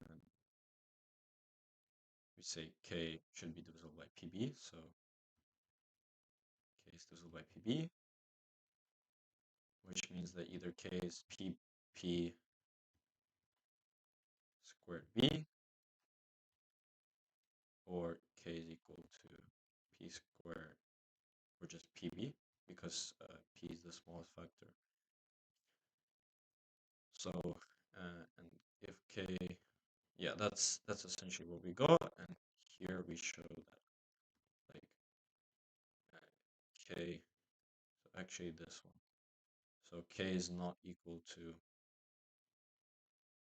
n. So k is not, we show that k is not this one, we show that k equals pb, and from here we get p squared b and p plus 1. Now we can officially rewrite this as p plus 1 divides b plus 1. Or p plus 1 divides b minus p, thus getting there. Okay, so we get this.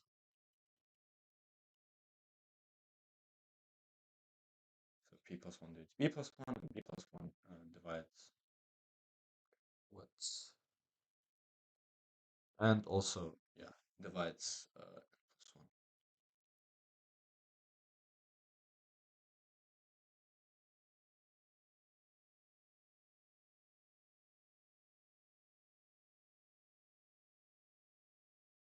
Okay, now let's try taking d equals p squared, for example, and then, or d equals b.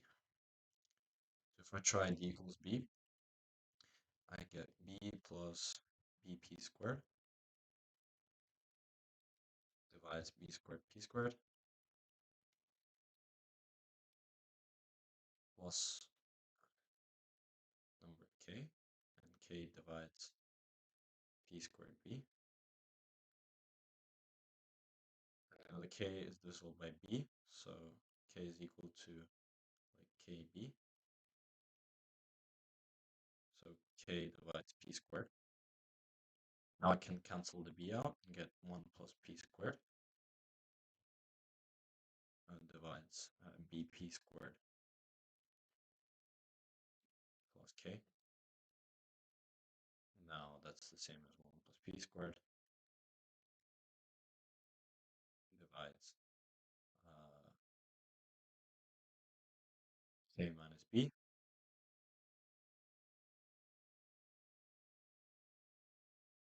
or shall I say b minus k?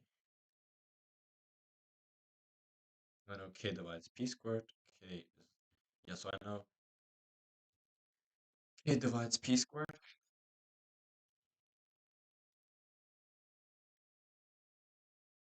So if k was, for example, p, so yeah, this,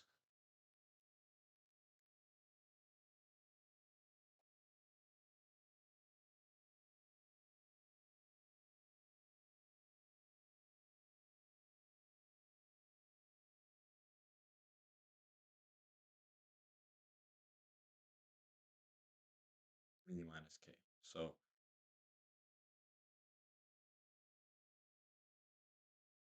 either b minus p squared, or b minus 1.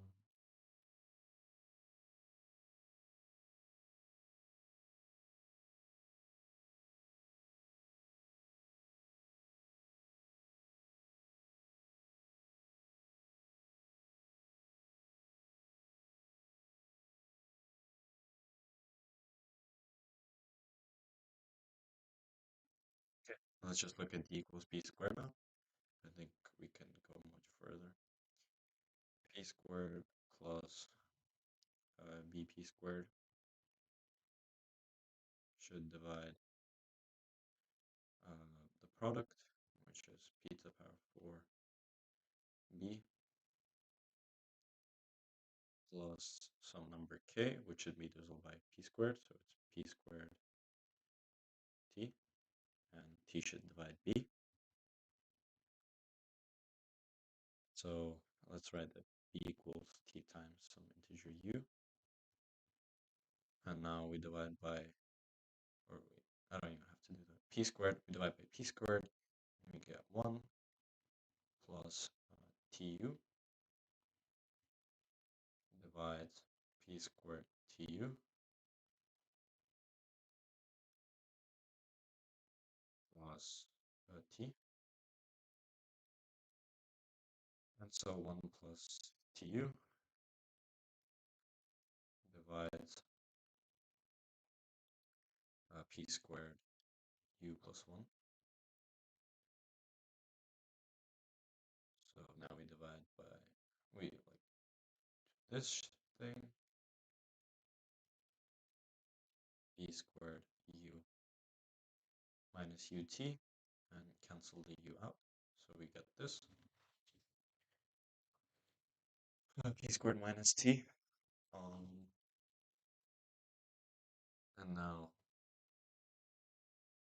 we know that t divides b.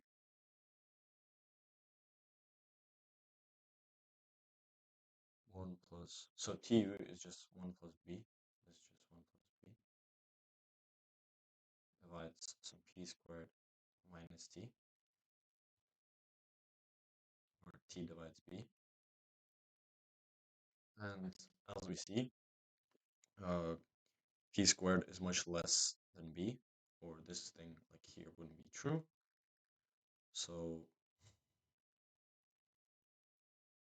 yeah, 1 plus b, when it divides, if this is positive, p squared minus t, if this is positive, we know that b is greater than p squared, unless it's like p squared q.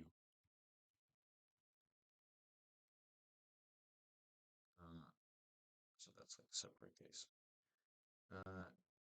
If it's less than 0, p squared minus t, if it's less than 0, then it's less than t, and t is less than b, so there's absolutely no cases, and or t then must be equal to p squared, and that's the only case. Equal to p squared. Then v must be divisible by p squared. V must be divisible by p squared.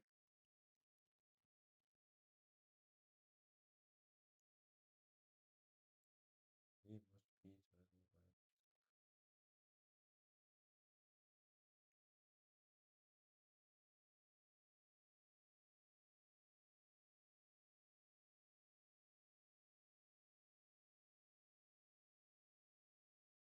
So v then is like u p squared, right?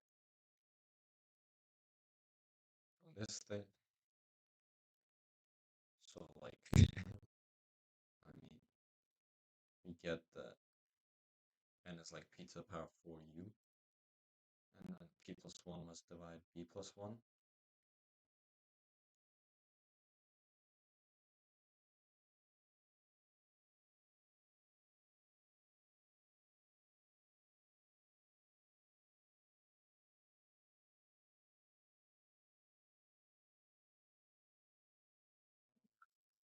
So p plus 1 divides u plus 1. And it kind of goes like a dropper, because we went from n to b to u, blah, blah, blah, blah, blah. And at some point, we will stop. And this point is where probably like u is equal to p, right? Because we went from n to b to u, and it's the same process how we get it. Yeah, and then if we also look at here, can we maybe like tidy it up? 1 plus p squared. So we knew that b divides p squared, so it's p squared u minus either 1 or p squared. It can't be p or p squared. Can be. Because then see, like u minus 1 divides, okay, cu minus 1 divides that. Is u less than p? Probably no, but yeah, it's like, this like doesn't give us much. But yeah, it does go like a dropper, so we went from p plus 1 divides n plus 1 to p plus 1 divides b plus 1 to b plus 1 divides u plus 1. And we always can induct on that. And essentially, we went n equals p squared b. Then from there, we went to p to the power of 4. Well, p squared and p squared u, right?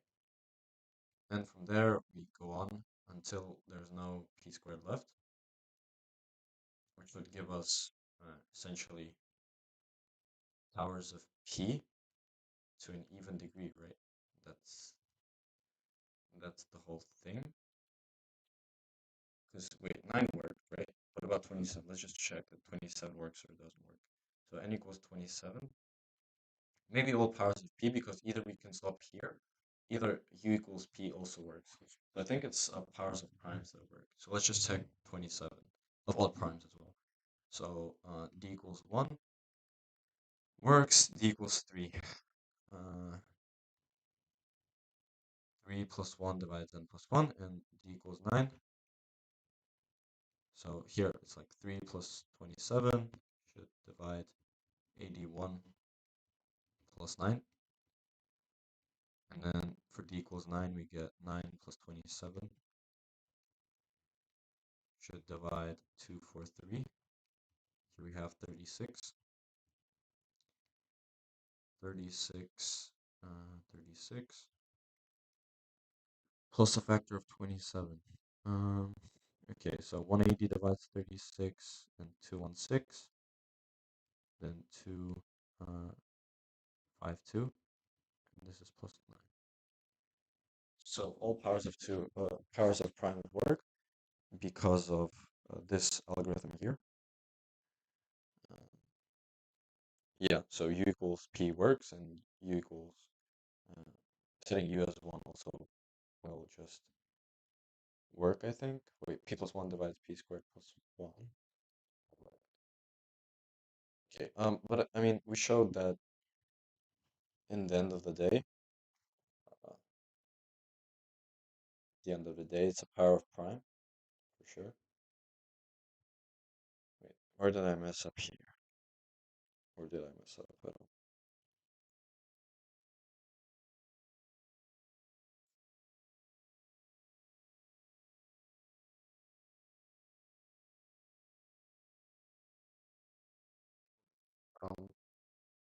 So it's either this, because we always slide in out at 2,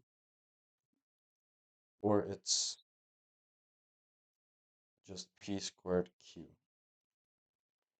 P squared q, it's just, so it's either a power of p, which we showed that, we'll show later that works, either this, and for this case, we just want p squared q plus q, for example, to divide p squared q squared.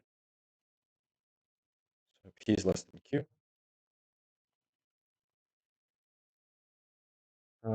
Plus some factor, k. It should be divisible by q, so let's just say q times r. Divide this all by q, get p squared plus 1. Divides p squared q squared.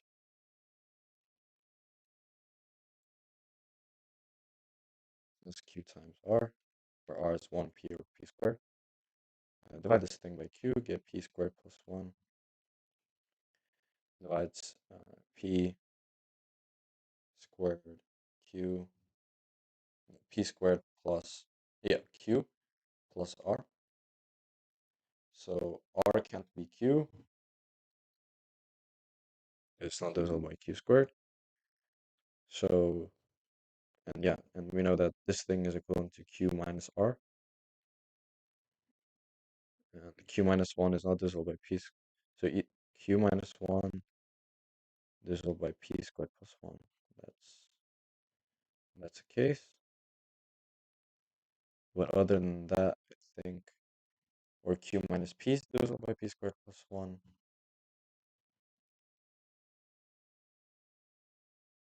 But I think this, yeah, p squared plus 1 divisible by q minus 1. That means q is a lot bigger. That's fine. I mean, I hope that there was a nice finish to this case, but I'll just try it, just in case. I like a good case bash. P squared q, pq maybe, and it must divide p cubed, q squared,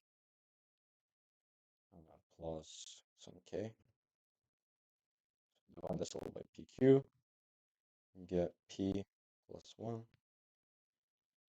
must divide the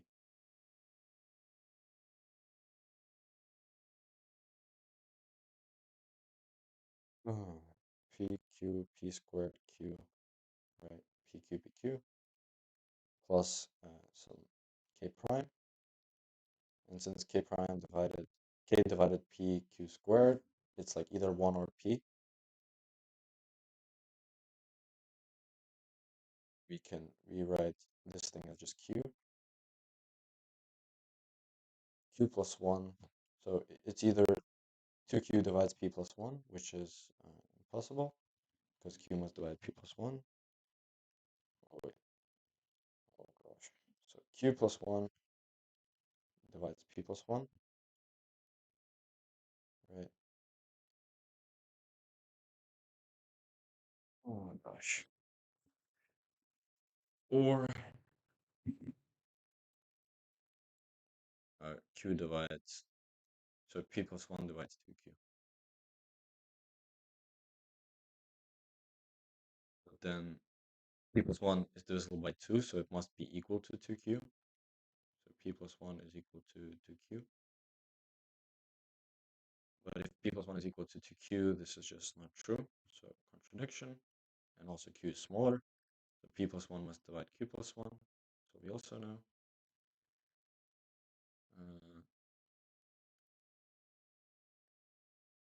Then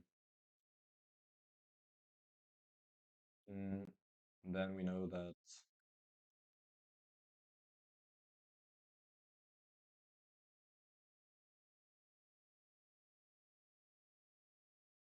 q plus p squared, I think, must divide both p plus 1 and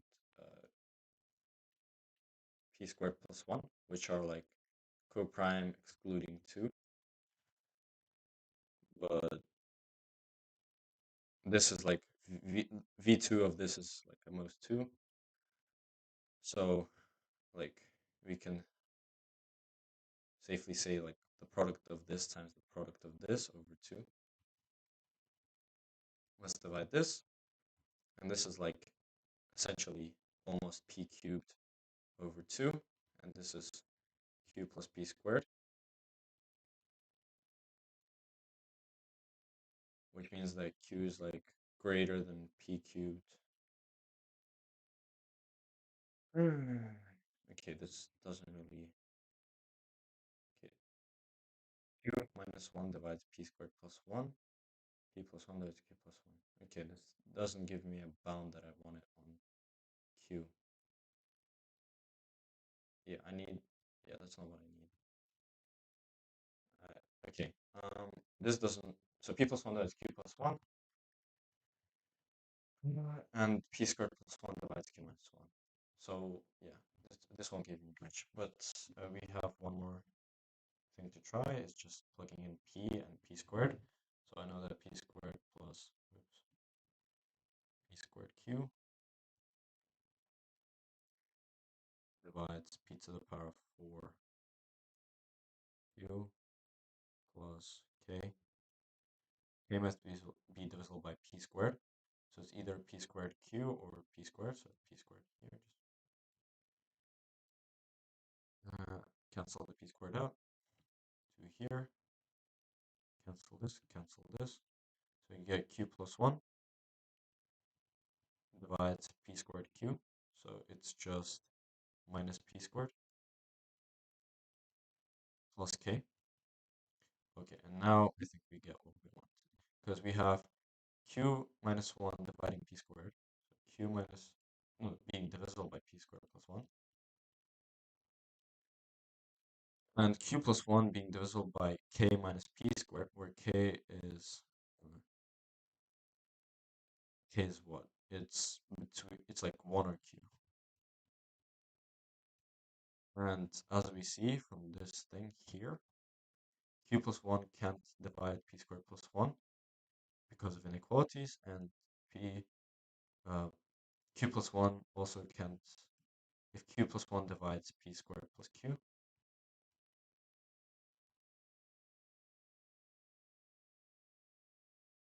then we just subtract, like we get minus 1 here, and get q plus 1 divides p squared minus 1, and q minus 1 is divisible by p squared plus 1, so contradiction by inequalities. And so, yeah, this case is also always possible, so just by induction, we go down and down and down. And so the only possible answer are primes to the power of alpha, which we just want to check that work, and odd primes. Oops, odd p. Oh gosh, this okay. I mean, at least we solved it.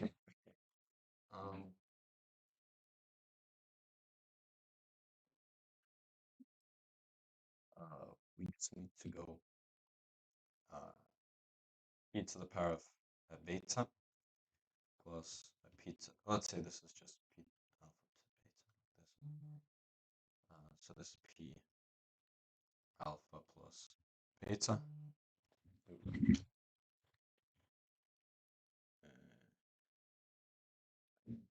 And this must divide p to the power of 2 beta plus alpha plus some factor k. This should be true. So this shouldn't be divisible. K should be like of the form p to the power of beta plus m for some m. That's what we're essentially searching for. We can divide by p to the power of, so m should be less than or equal to alpha. So we can divide by p to the power of beta and get 1 plus p to the power of alpha. Should be dividing p to the power of alpha plus b plus p to the power of m.